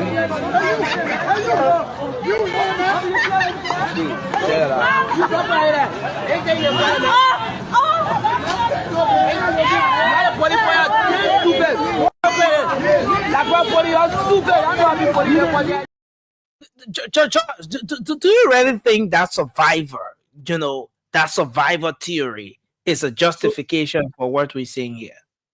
Nelson, I'm not trying to justify his action. What I'm trying to tell you, what cooks him to do what he's doing or what he did. Nelson, the bag you see beside him, I watch the entirety of the video, right? That bag you see behind him there, that's the bag they want to take. The police want to take that bag. And the reason why you see when he faced the blow with the policeman, because he feel that when the policeman turn around, he's going to take the bag and go. So he got to distract him by trying to fight him. You see it? So he's thinking about his survival, Nelson. That's the whole thing. I watched the entirety of the video. The man said, "You take the bag." He's telling them to take the bag. They will take the bag from even the policeman because he's trying to distract the policeman away. That man, I won't fight. But that man doing that thing, he want to distract the policeman. So Nelson, why is not a justification? I want to go into the mind of this guy to see why he's doing what he's doing, because nobody wants to fight a police officer. No one leaves their house to go in the street with a bike. They say, any policeman I see today, I will fight him. No, that man's survival is about to be taken from him. And guess what? He said, I've done everything I want to do to survive. This is the only thing I got to do. And this is what you want to take from me. For this, I will die. That man put his life on the line. You know that guy, all the police people can kind of beat him mercilessly, but he doesn't give a thing about that. All he wants to do to get his back to get out of there, right? So it's not a justification, but also trying to find rationale behind the action that has been taken by this guy. There's no job. And the only thing I got to do, you want to take it from me, man? We will fight. Thank you, Josh. Let me hold you there. Thank you, Josh. I want us to take a look. We talk about the declaration of assent. Let's make sure that the cabinet is on board, and to make sure that the legislature is going to be on board, going to make sure that the judiciary. We all one good country, so nobody should be above the law. And those are things that we will be talking about. Review of contracts like Methodist, all of these, the anti-corruption laws, the proposed constitutional review, the summit of the SOEs, so many SOEs, some of them with the creation of the rail authority, all the things that we plan, we will have to do. So I just want for us to brace ourselves to make sure the auditing reports that are coming up, we'll deal with them. I don't care why you cry. We don't intend to wrong anybody. Okay. So that's the president doing a cabinet meeting on Monday. The president re-emphasized the asset declaration, the need for public officials to follow suit. Now, this comment is coming after the executive has taken action, suspended so many officials of government, over 100 of them, for not declaring their assets, many of whom have already declared. And he's talking about going back on concessions, contracts, Methodist, CTM, and all of those contracts trying to revisit those concessions and see how best it can benefit the Liberian people. Now, I want to start with you on this one. Okay, Sandy went backstage. Let's get your take on this, Francis, and then we will get Sandy in later. You are muted, Francis. You did. Okay, sorry. I just unmuted you. Okay. Honestly speaking, I was one guy that thought Joseph Barker wouldn't be saying what he's saying now. It should already be working. If he had done it better from the beginning. But don't you think it's been working with asset declaration? Don't you think it's been working with asset declaration and no, no, Nelson. The president has immense power constitutionally and outside the Constitution too. But one key word that Omer Bwaga used talking about all of us love our country, all of us want to see our country better, so all of us must obey the law. Good job. Anti-corruption. When he going to suspend Grace Pay and send in the court, his chief of staff, when you going to do that? When he going to send folks that he removed from central bank to put his own people there to send them the code instead of giving them money? Let me sit down one place. Huh?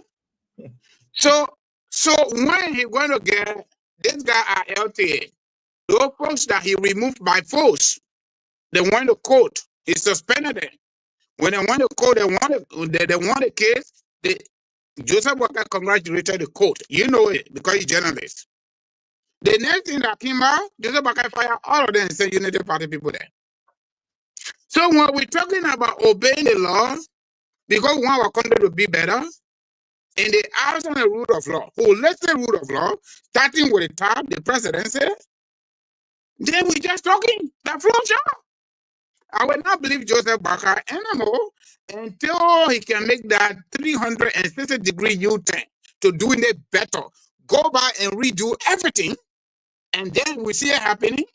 I have one guy that we believe in. But for now, that flow show, he ain't got nothing to do.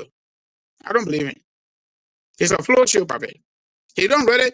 Joe Barker is the number one when they talk about contradiction. Presidential contradiction is number one. This paper has actually defeated the actual definition of experience.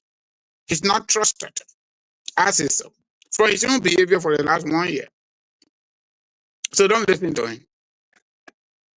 Philosophers say, don't listen to what people say, but watch what they do after they say it.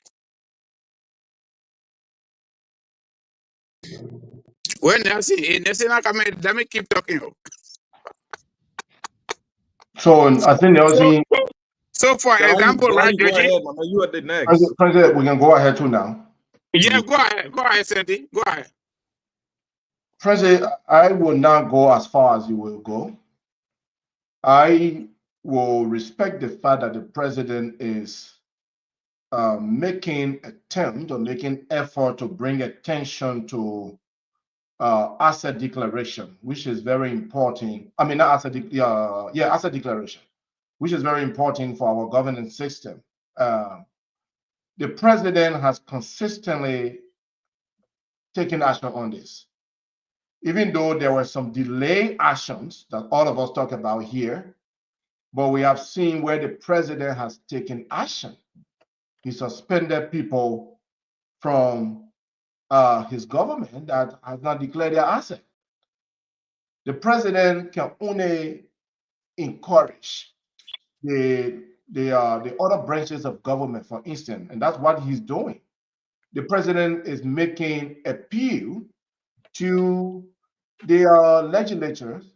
He's also making an open appeal to the judiciary branch of government. He cannot go over there and suspend them. So the president can bring awareness to this topic, to this issue. And for the executive branch of government, we saw that he took action. He suspended folks, right? And I think that's a good step. And for the fact that the president is continuing to talk about this, he's selling the idea, the importance of asset declaration. It's important. The president is saying, I mean, I heard, I agree, I want actions. I have seen some actions on this particular topic. Do I want more actions? Yes. Certain people have been accused of corruption. Does the president have the evidence to, and having acted on those? You mentioned Grisby. I don't know if the president have any sort of evidence or something that the president has in possession that he hasn't acted on Grisby. I don't know that. I'm not defending the president. I want to speak on the topic, on the issue that he raised. So to say that, oh, I'm not going to respect what he's saying because he hasn't done other things in other areas, he hasn't suspended Grisby and other people, I think that's unfair. Can we take it one at a time? Can we respect the fact that the president is taking action on the issue of asset declaration? Can we respect the fact that the president is asking the other branches of government to do the same, to follow suit? He can only make open appeal. He can't force them to. So now, for me, I think the president is gradually addressing things. This is the president, in recent time, that I have seen suspending people that has been deemed corrupt. It's not going to come overnight. I think these gradual actions will help to put us on the right track. Is it happening at the level that we want it to happen? I don't think so. But are we going to get there? Is the president doing something? Is he taking some action? Yes, and I want to respect that. So I'll leave it right there. Thank you. Josh, you want to come in? Yes, I do, actually. Look, before I make my point, I just want to talk to my man Sandy. Sandy, look, if you say you don't know whether there's anything for the president to take action on, I would say yes. He ordered an investigation. So should we say that after the investigation, there's no report from the investigation? I'm sure he has spent a year. So there is something on his desk or something he should have taken action on. So I would not agree with you on that one. Does the investigation, does the investigation, I don't know if you have the report from the investigation. Does it say that anyone was found guilty? That there was some if no one is found guilty, that report has to be made public. Okay. He's a public figure. So if you order an investigation publicly, you have to publicly say the results of the investigations or the conclusion. There are so many investigatory reports on his desk. You guys are talking about inauguration, for example. Francis, Francis, I want to join you in this line. The president is so monotonous. It's like he got a talking point, right? That he will come and say to the Liberian people every time, as if he's serious about something and he's not. If you listen to him, he said we will make sure that the ministers are on board to make the asset declaration, right? We'll make sure that the legislature will also do same. How will you make sure when you don't control the legislature? How will you say you will make sure they do it? This is the contradiction. But when we say it, people say, "Oh, the president does not know what he's saying." Josh, talking points, yeah. Josh. I really want to understand this. All right. During the Fonati case, you blame the president for not making intervention as the commander-in-chief, as the head of government. Yeah. You blame the president for sitting and allowing things to go the way it went during the speakership saga. And what here you are tonight. Here you are tonight saying that the president does not control the legislature. So where exactly are we, Josh? Okay, so Nelson, look, I always say these things, and I hope when I'm speaking, guys, don't just look at my handsome face. Just listen to the things that I'm saying that come from my mouth. I may say it before he wants to see the handsome face. So the thing, Nelson, here's the thing, it's simple, right? I said there is coordination, right, between all of the government branches, right? Coordination means, oh man, yeah, it's only I want you to do it. Yeah, do it for me. Okay, I do the one for you. You do the one for me, right? They coordinate. They come together. They coordinate, right? And guess what? When it comes to the political front, the president, the people that voted for the president, nobody in the legislature voted for them that way, right? The amount of people that voted for the president, Liberian people, and the power is within the people, right? So the president is the head of state. More people voted for him than anybody in the whole Republic of Liberia, right? That's why he won the elections, right? So he has the power to coordinate with the other people to make sure that his regime does not come into a place where it's in public disrepute, right? So the thing is that I know for myself that there is a coordination that he should intervene when these things are happening in the house. But his supporter said, no, he not get power over there. He not sort of do it. And I think he himself believed that when his supporter was saying it. He believed that he didn't get power to do anything there. He didn't get power to even speak to them to stop what they're doing, right?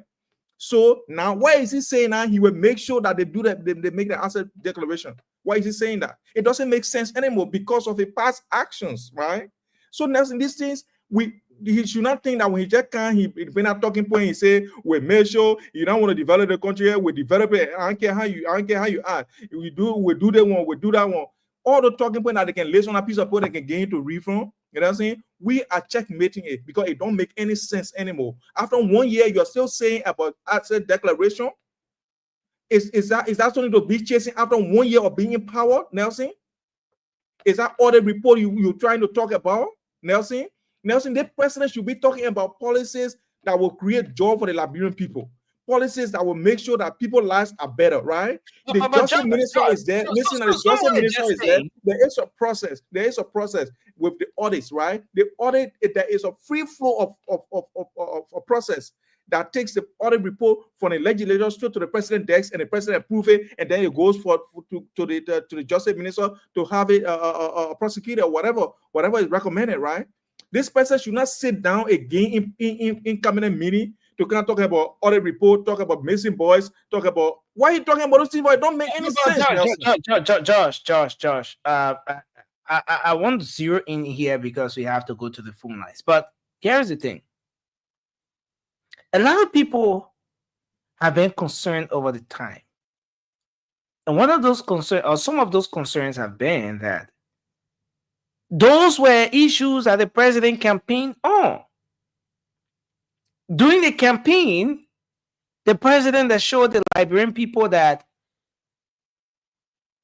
officials of government or Liberians who were entrusted into other offices to steer the affairs of the country, to manage the resources, who misapplied resources, that they will be audited, and if they are found guilty, the law will take its course against them. Well, the 3 missing boys, he spoke about how there will be justice for those guys.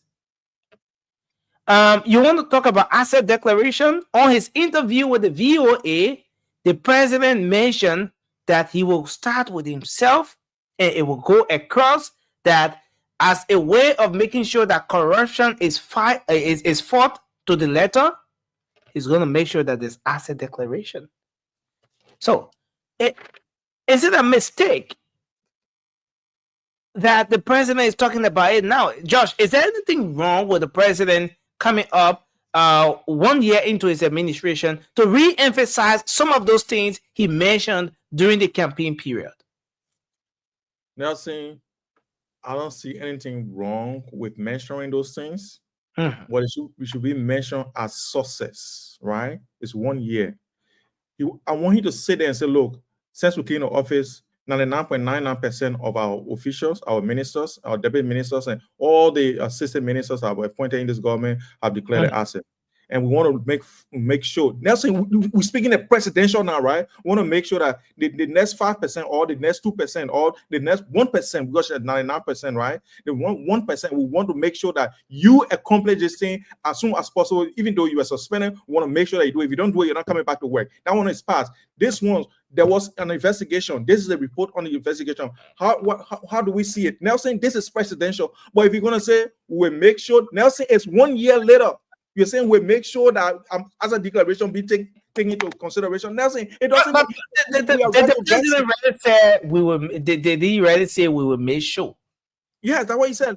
Play the tape, roll it again. So we're about to go to the phone lines, but let's hear review of contracts like Methodist, all of these, the anti-corruption laws, the proposed constitutional review, the summit of the SOEs, so many SOEs, some of them with the creation of the rail authority, all the things that we plan, we will have to do. So I just want for us to brace ourselves to make sure those auditing reports that are coming up, we'll deal with them. I don't care what you cry. All the things we plan. That's the issue. Go behind a little bit. Go behind a little bit. That's what you talk about. I don't know We talk about the declaration of assent. Let's make sure that the cabinet is on board. Going to make sure that the legislature is going to be on board. Going to make sure that the judiciary. We all one good country, so nobody should be above the law. And those are things that we will be talking about. Yeah. The president we make sure. No, he said we are going to make sure. Make sure they are on board. They are in agreement. They support. Yeah, we are going to make sure they are on board. What do you mean? Make sure and put Sandy. What do you mean by that? Let me listen to Sandy. What he said, Sandy. Go ahead. He said he named 3 categories of people. He said they on the asset declaration. Yeah, you will make sure the cabinet, his cabinet, are on board, which means they are in agreement. You will make sure what's the agreement? That they're supposed to do it. Yeah, that is an important thing that it should happen. That everybody should declare. Everybody working. That is monotonous. That's what I'm saying. It's redundant. It's redundant. It's not redundant. Listen to me. You're already spoken. If you are cabinet minister, you're right.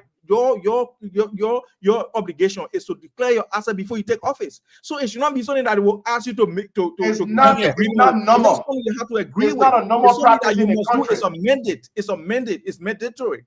Josh, it seems monotonous. Can I make a quick point, please? Josh, listen. Let me end quick. Go ahead. This has not been a common practice in the country. That's not true. That's not true. That's not true. No. That is the truth. Let's allow Sandy to learn. The president, we are enforced that everybody that work under president, we are declare their asset. That is not true. So this has not been a normal practice in the country. Nelson, talk, Nelson, because I will only show you said it that President we are mandated all his ministers to do their asset. You talk. But this was my point and the clarity I provided that day. And my thing was, President, we are declared in July of the year when he took office in 2018. He was inaugurated on the 22nd of January. Nelson, I'm not telling you when. We're not asking you when. No, George. Tell me I want to know when. I want to know when. I know what you're trying to do. I get here on my shoulder. I know what you're trying to do. No, listen, George. You're trying to impede my point. That's what you're trying to do. No, George, I want to give a background to this whole thing. My question was direct. I want to give a background. Ministers to declare the asset. I know what you're trying to do, Nelson. George, can you allow me to give a background?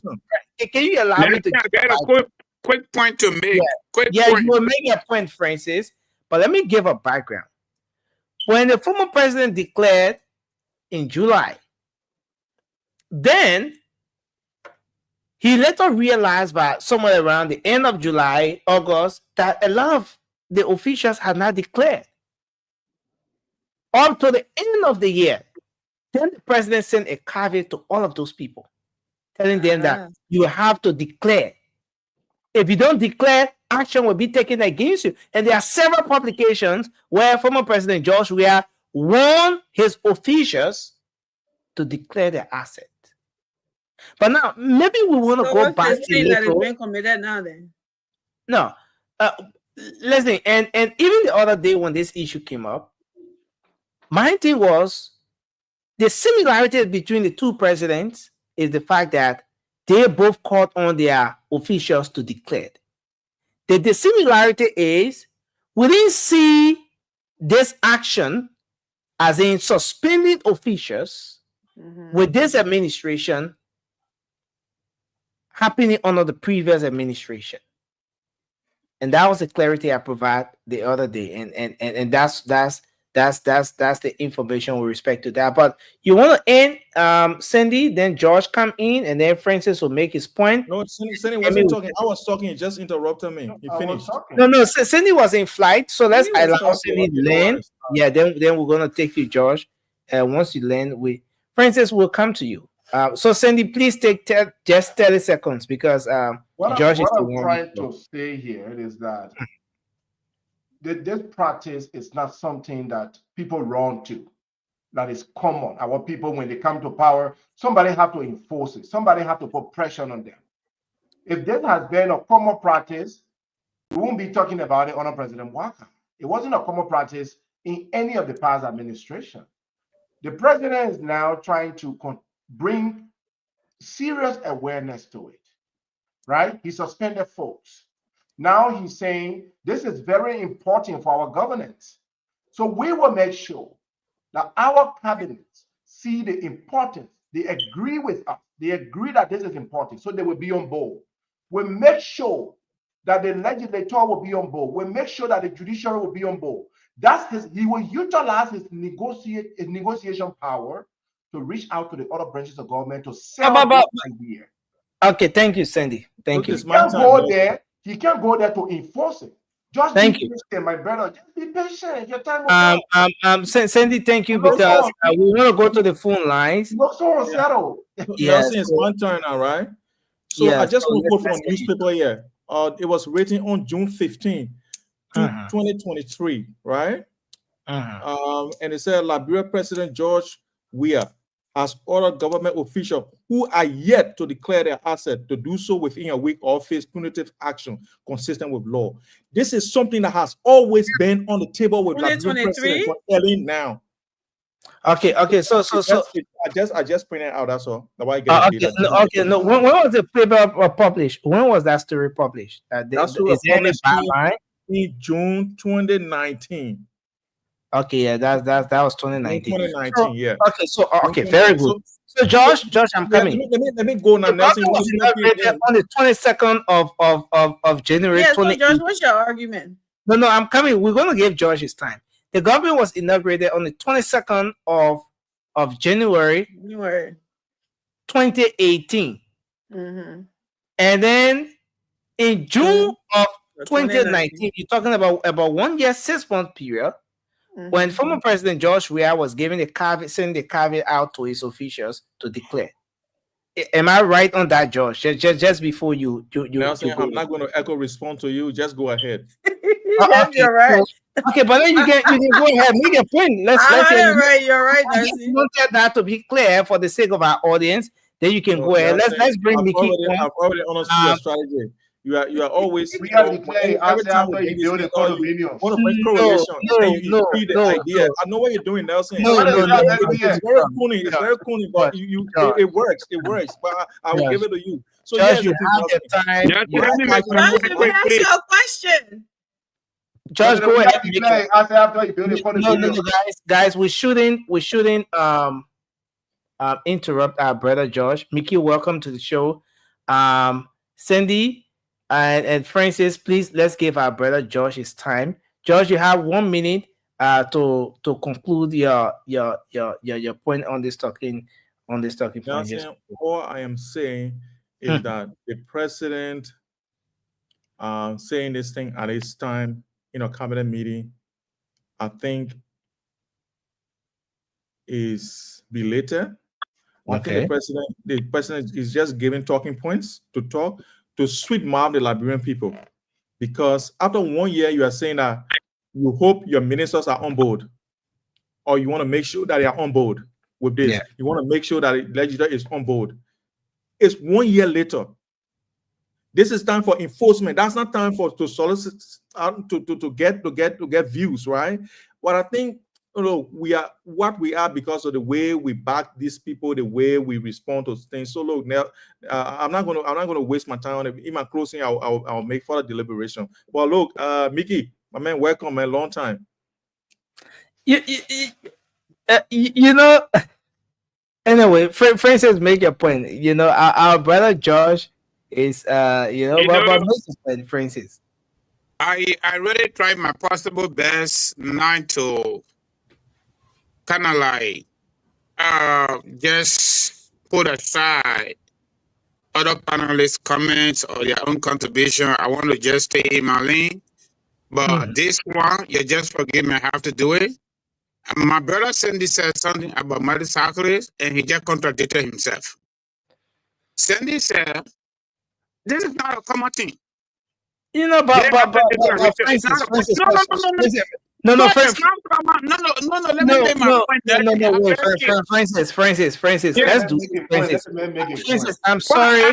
Let me make my point quick. Then we go. We've transitioned from that talking point. We transition, but that doesn't mean we can't follow up. They're not the motherfucker they are talking. Yeah, but the point here is let me make the point real quick, Nelson. I get it. Francis, what I'm saying here is not Joseph Boakate, right? Not Joseph Boakate. Once we transition from one talking point, we remain on the next talking point. If you have further clarity to make, when we're done with the phone lines, we come back during your closing. You can provide further information, further clarity, debunk what somebody said. But I just don't want us to go back to the previous talking point when we've already left that position. Please. I totally understand, but if I were talking probably I'm done by now. All right, so that's the point, right? When you all compare Joe Barker with Joe Weir, so now I really get frustrated. Okay, this is the thing. Asset declaration is not just the name asset declaration, it's the law. Number one. Number two, Joseph Barker campaigned on that heavily. The power the president has in Liberia, even after confirmation, the president was honest, sincere to all of the promises he made to us, the Liberian people. He should not be sitting and bragging about we need to work on it. After someone is appointed, that person go through confirmation process. The president must administer the oath of office or someone that he designated to administer that oath of office inside the executive branch of government for that person to take seat. The president, the old party was serious about fighting corruption. He had plenty leverage to just make sure his official government declare their assets and publish it before they take office. It was enough for him to come today and come tell us all the things that we promise. Mete, for example, he mentioned about Mete. We campaign on that like hell. The three Mason boy, they putting people closer. Even if they found new information based on criminal litigation that has no statute of limitation, that should not be the president's business. The president is not an intelligence officer. The president is not a lawyer. The president is not a law enforcement officer. That should be squarely the minister of justice and the police people doing that. But let me tell you something. I agree with George on this one. The president want to sugarcoat us now. Thank you. Just to come and sugarcoat the issues. The real issue is creating an enabling environment, leading us to private sector job creation. So that people are going under the car. But he's not talking nothing about that. The country is in chaos, under a watch. Francis, I want to hold you there. Because we are time pressed. We need to go to the phone lines. Let's get our brother Mickey to come in. Mickey, I guess you've been following the conversation. Your take on this, the president cabinet meeting yesterday. He talked about the asset declaration. They're still committed to the fight against corruption. They're going to be revisiting most of the contracts, CTN and Metec, he mentioned specifically in other contracts. He's calling on his other officials of government to join the fight to make sure that asset declaration is across all three branches of government. Let's hear your take on this. Well, I want to say good evening good afternoon, good morning to you folks, depending on where you are. It's been a while, but I'm glad to be back with all of you wonderful people. Look, Nelson, you know me. I'm not somebody who I always call a spade a spade. I think when it comes to that, first of all, the president during his campaign messages, he stated that before an official of his government takes office, you have to declare your asset. And he's going Did to the president really say that? Yes. I campaign right on this very platform for the president. And I will tell you categorically, he has disappointed us and he has failed in that light. 1 year into the administration, and there's nothing absolutely moving on asset declaration. For me, it's a failure. And I never expected such. So when it comes to that point, there's just you can't beat around it, bro. As much as we sat on the same platform and we spoke truth to power to the CDC government, it doesn't matter who you are. Our loyalty should not be to an individual. It should be to the country. And I told you that we're going to give the same treatment that we gave to President Weah. For me, in particular, I'm going to mete it out to Joseph Burger as well. He's not going to be exempt from anything if he's not doing what he promised us. Look, let me tell you something, Nelson. Like him or hate him, right? It doesn't matter where you stand. We saw the aisle you stand. Trump has been in power for 1 month. People are feeling his impact. Whether you like it or you do not like it, you notice it. He said something about the border. When he becomes president, he's going to shut the border down. He has done it in 1 month. That President Barker has been in power for over a year. Someone may say this is not America. Someone may say this is not the U.S. This is Australia, where George said, this is Liberia. But Nelson, you know the thing about it. Nelson, you know the thing about it. President Barker knew it was Liberia. He didn't become president and then automatically Liberia appeared. He knew it was Liberia, and he made a promise that people were going to declare their asset before taking office. Did he know it was Liberia? But Mickey, do you see anything wrong for more than 12 years as vice president? He knows everything. Do you see anything wrong with the president coming back to re-emphasize these issues about 1 year after 1 year into his administration? Do you see anything wrong with this? For me, I just consider, even if he presses on for his officials to declare that asset, I still see it as a failed promise. The promise was these people would declare the assets beginning with him before anything else. And we are now saying it's not 1 month, 2 months, or 3 months, over a year. That's my point. That's a failure. Let's be frank and fair. That's a failure. If it was George Weah, all of us would say that exact thing. It doesn't matter who.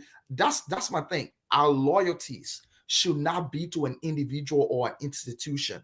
It should be to the country. Thank you. What was bad yesterday is still bad today.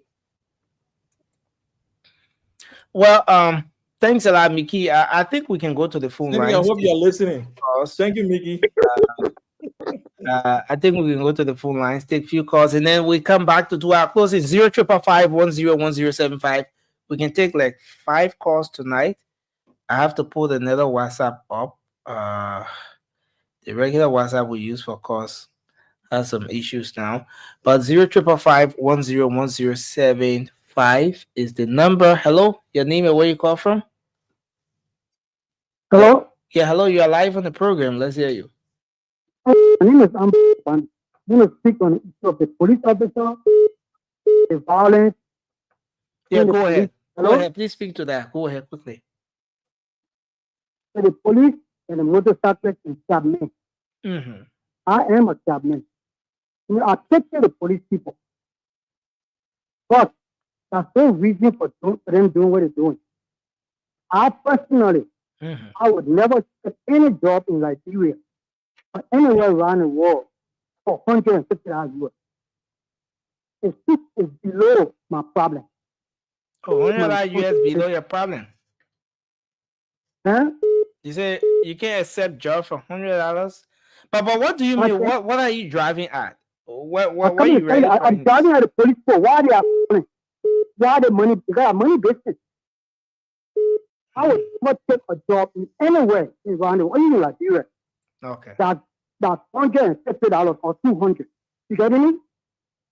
But the police people, they accept to work for 130, 140, and harass us, the cabmen, and bring themselves low for motorcyclists for money business. This is why they have lost their dignity. Thank you. Let's hold you there. Yeah. They have lost their dignity. Thank you. Sometimes when you see the thing going on, bring themselves low, the boys, they don't respect them again. So when that kind of restriction come up, the boys are already frustrated with them. Okay. Because they do. Let's hold you there and take another person. Hello, your name and where you call from. Please be, just straight to the point. Go ahead.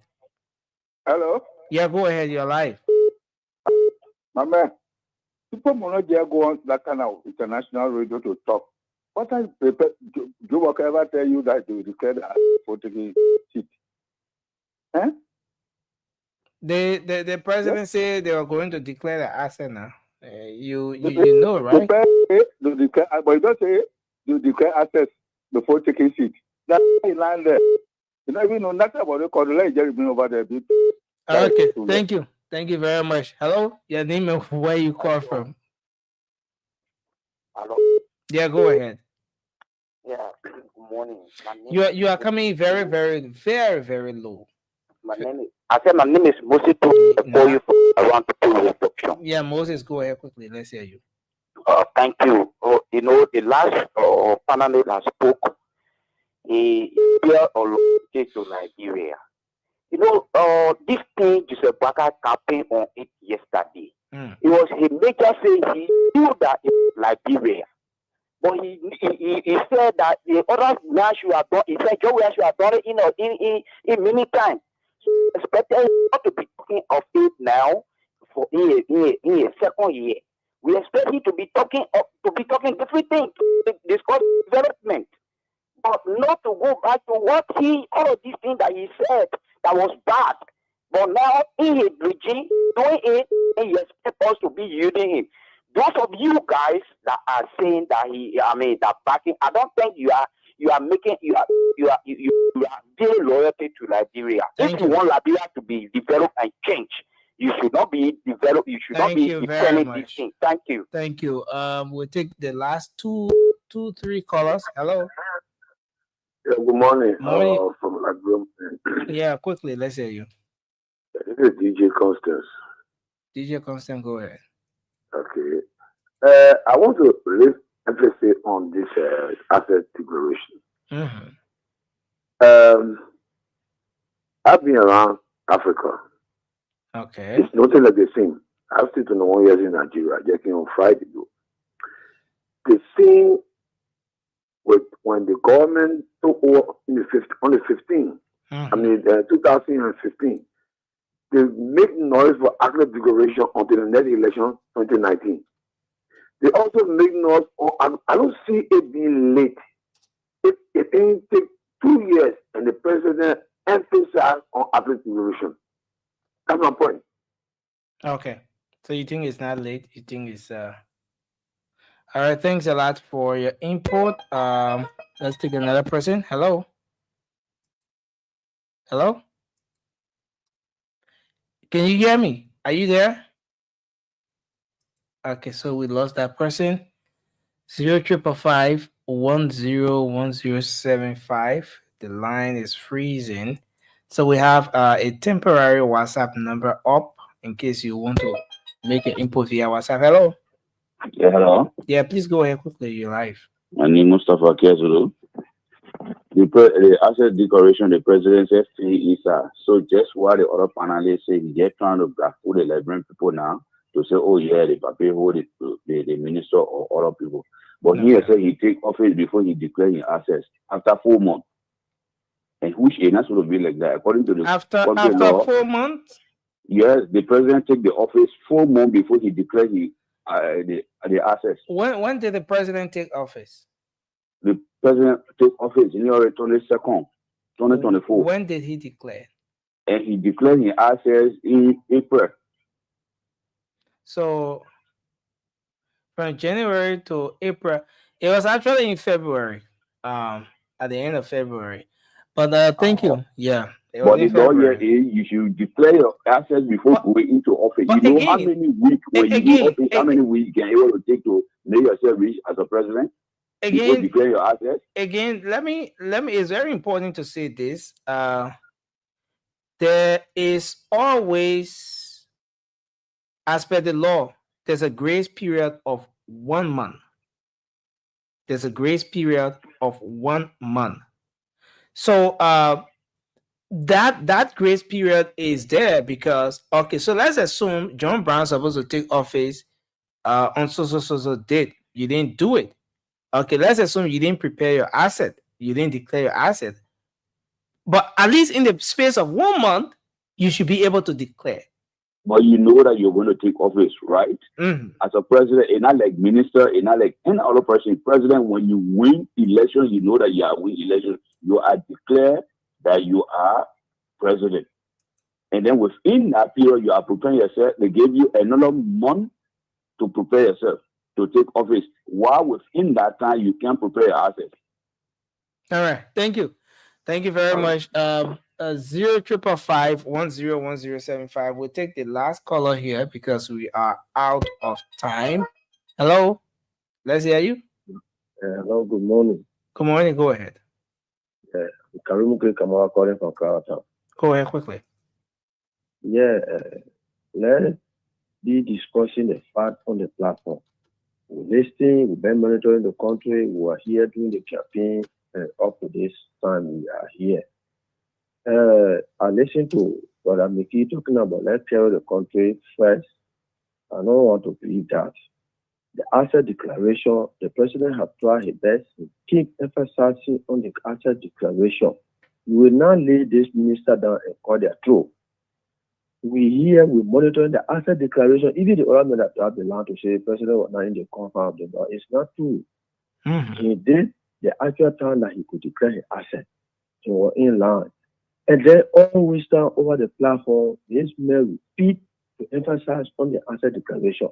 As far as he has suspended a whole lot of people, what you want somebody must do. You know, when you criticize somebody, you must criticize on the real part. This country is for all of us. The asset declaration, some other people from another uncle want to continuously delay until something can go against the party, which will not be fine. Why the president is always emphasizing on this asset declaration. Thank you. So let Brother then tell all the two that will listen to somebody is on that. That's not reality. Thank you very much. Let's hold you there. Hello, your name and where you're calling from. Hold on 1 second. On the WhatsApp line. Let's see if we can take you from here. Okay, hello, please go ahead. Hello? Yeah, you're live. Please go ahead. Let's hear you. So here, my name is Abraham Nebo, calling from Minnesota. Okay. The problem with asset declaration, you gotta realize, is that it's really a framework, right? First you have a declaration, then you have verification, then you have monitoring. So if the president hasn't put that framework in place after a year, how can you even be debating the fact that he ain't reminding people about it? Let's be realistic. If we have to change Liberia, we have to hold him accountable. The fact that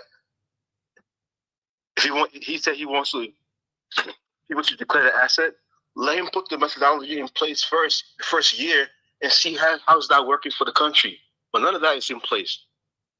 That's my point. Thank you very much. So I have right before me here the president's asset that was declared, blah blah blah, and everything here. But the actual date on the asset declared before the LACC is the 6th of February 2024. That was when the president actually declared his asset, February 6, 2024. So if we were to go back, Francis, you're back and forth. That's why I keep putting you in the back. You know, once you're going backstage, you could just cut your webcam off, and then when you come back, you can. So yes, February 6, 2024. That was when the president declared. But I think we have to wrap up. Time is not much on our side now, so we can do our closing. Let's start with you, Francis, and we'll go around the table with the closing. Listen, again, I want to say thanks to your team, my colleagues and our followers. The only way Liberia is going to get better, the occupants of the executive mansion must do better. Leadership is not free. You must lead by example. You cannot be talking something and doing something different. And all that koyokaya loophole they're looking for, including you, the journalists, there is a space. When you campaign on something like my brother Mickey said, I don't like Donald Trump. I didn't vote for him. Even the next one will not vote for Donald Trump. But whether we like Donald Trump or not, he literally telling the lawmakers in the Republican Party, if you want to keep your job, you must make sure my agenda goes through because I campaign on it. And we all feeding it in our little corner. We got a 79-year-old man that campaign and make a lot of promises, and he knew exactly Liberia was Liberia. It was not Europe. It was not Asia. It was LRB. And today, he gave you excuses. Shame on him. Thank you. According, the last caller made a very serious point. If Joe Biden was serious, based on our constitutional system of governance, you political party, you are a government in waiting, but let it go. You didn't have nothing. You won the presidency.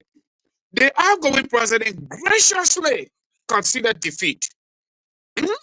You are almost 64 days, freaking 64 days. You on board the government wrongly, unvetted people, unorientated them, and you got them into position, and you have plenty of time for them to declare their assets. If you wanted them to publish it, they would have done it. If you were actually sincere, honest to the country and yourself as a person, and you serve as vice president for 12 years, you want to get a lelu at this time, after 1 year, 3 months, shame on him and shame on his government. That's my closing. All right. Mickey, you want to do your closing? You see, Nelson, their country, Liberia, that's why we can't G nor haul, the Congo people can say. Because everybody have got his or her own loyalty to somebody else. The other man can't call you hear the man asking you no script, where came he from? To just go blanket and accuse a panelist of not. I challenge anybody to go back to all of Joseph Boyka's campaign speeches and prove me wrong that he did not say that all of his officials would declare the asset before taking office. He always emphasized on that. Now, look at the rationale behind declaring your asset. How will you already take office 6 months or a year? Then you declare asset. Declaring your asset is done so that the people can know how much you have going into government, and when you're leaving, what your asset is. Then they do a comparison, right? That's what it's for. But somebody has already been in office for over a year. They have not even declared it as. How are the people show that they have not been siphoning money? What are the records to show? And then you have people coming on the platform to give their opinion, defending something as absurd as that. How will Liberia move forward? We sat on this very platform. You understand? We spoke truth to power. George, we are government. We taught, listen, let me tell you something, bro. The only difference I see right now with the George Weah administration and the Joseph Burger administration, auditors are not dying. But I'm not seeing anything. Let me be frank and fair. With the level that President Burger, Kennedy Burger then campaigned, the way those things that he said, bro, I thought we have been moving with jet lag speed.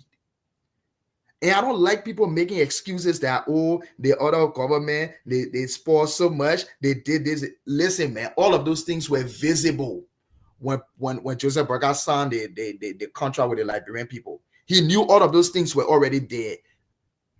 Everything were visible. And he said, if you give it to me, I will fix it.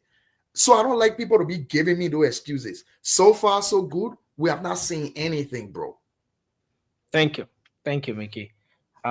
Josh, you want to come in? And then Cindy will take us home.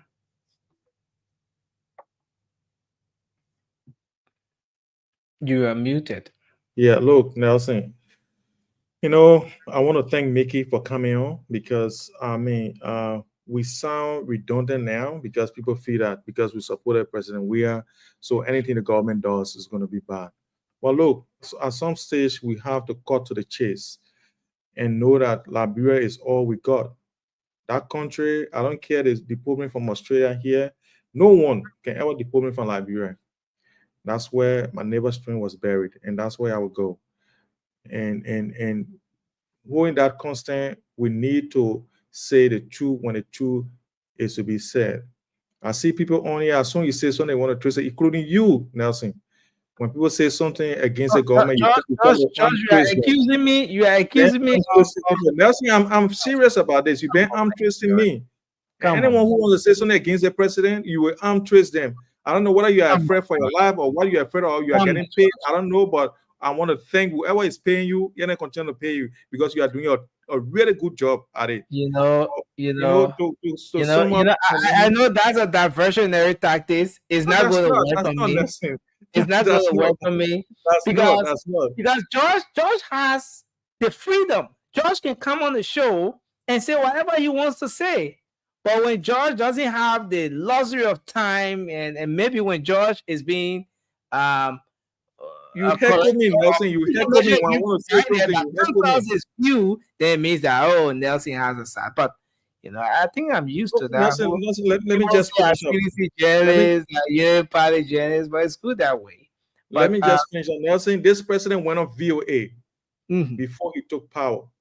He went on VOA and said, before you can enter his government, you will do your asset declaration.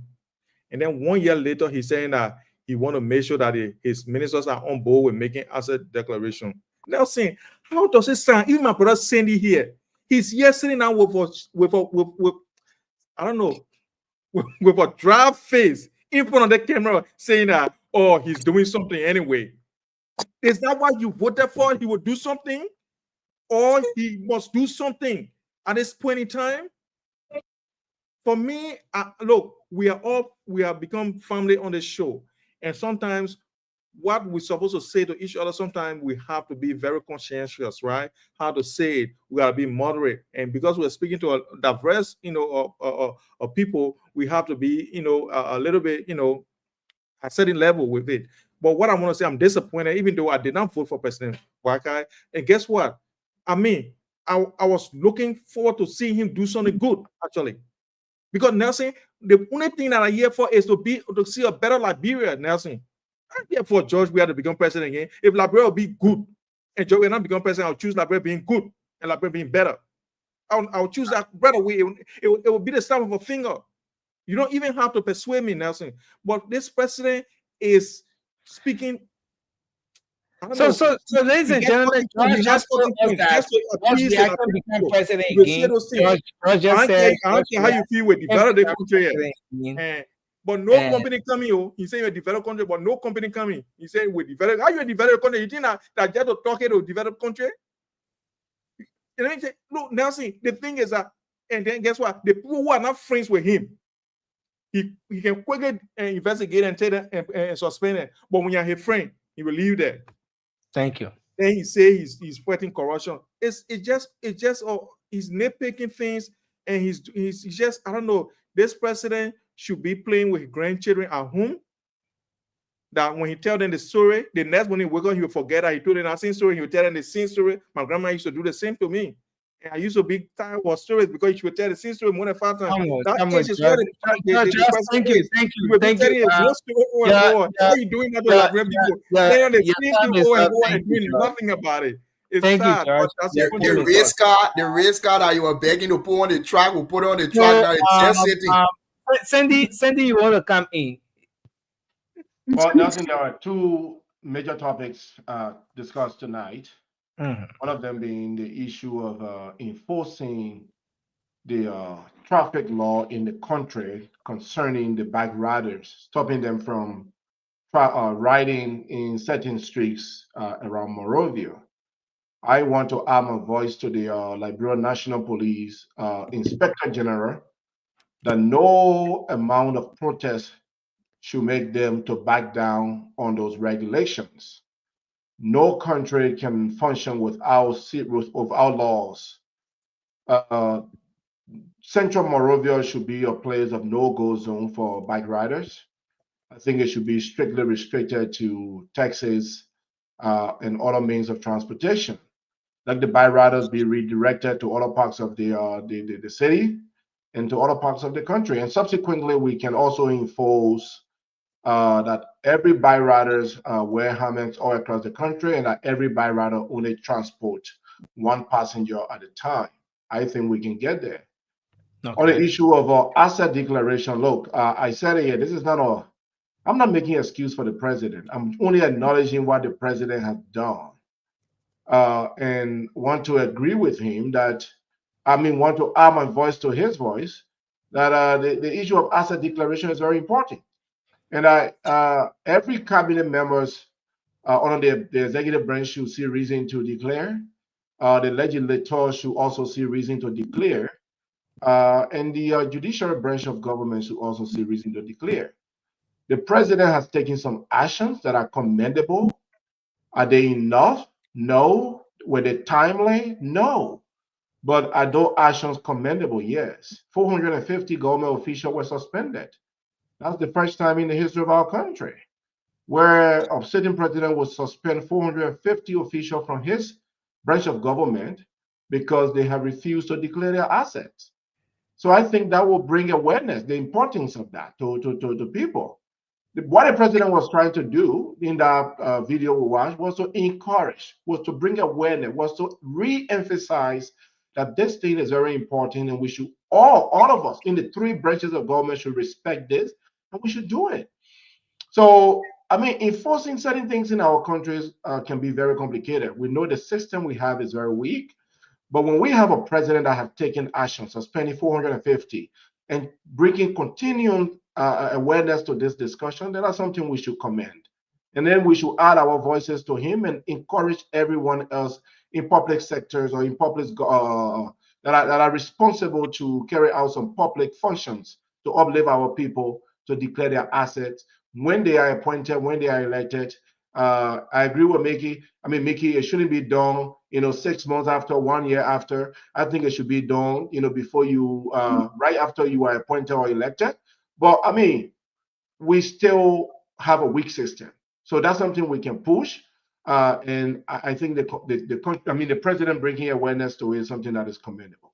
Nelson, thank you for the show. I know you are sleepy now, so thank you for having us. Yeah, thank you, Cindy. We appreciate you tonight for being on.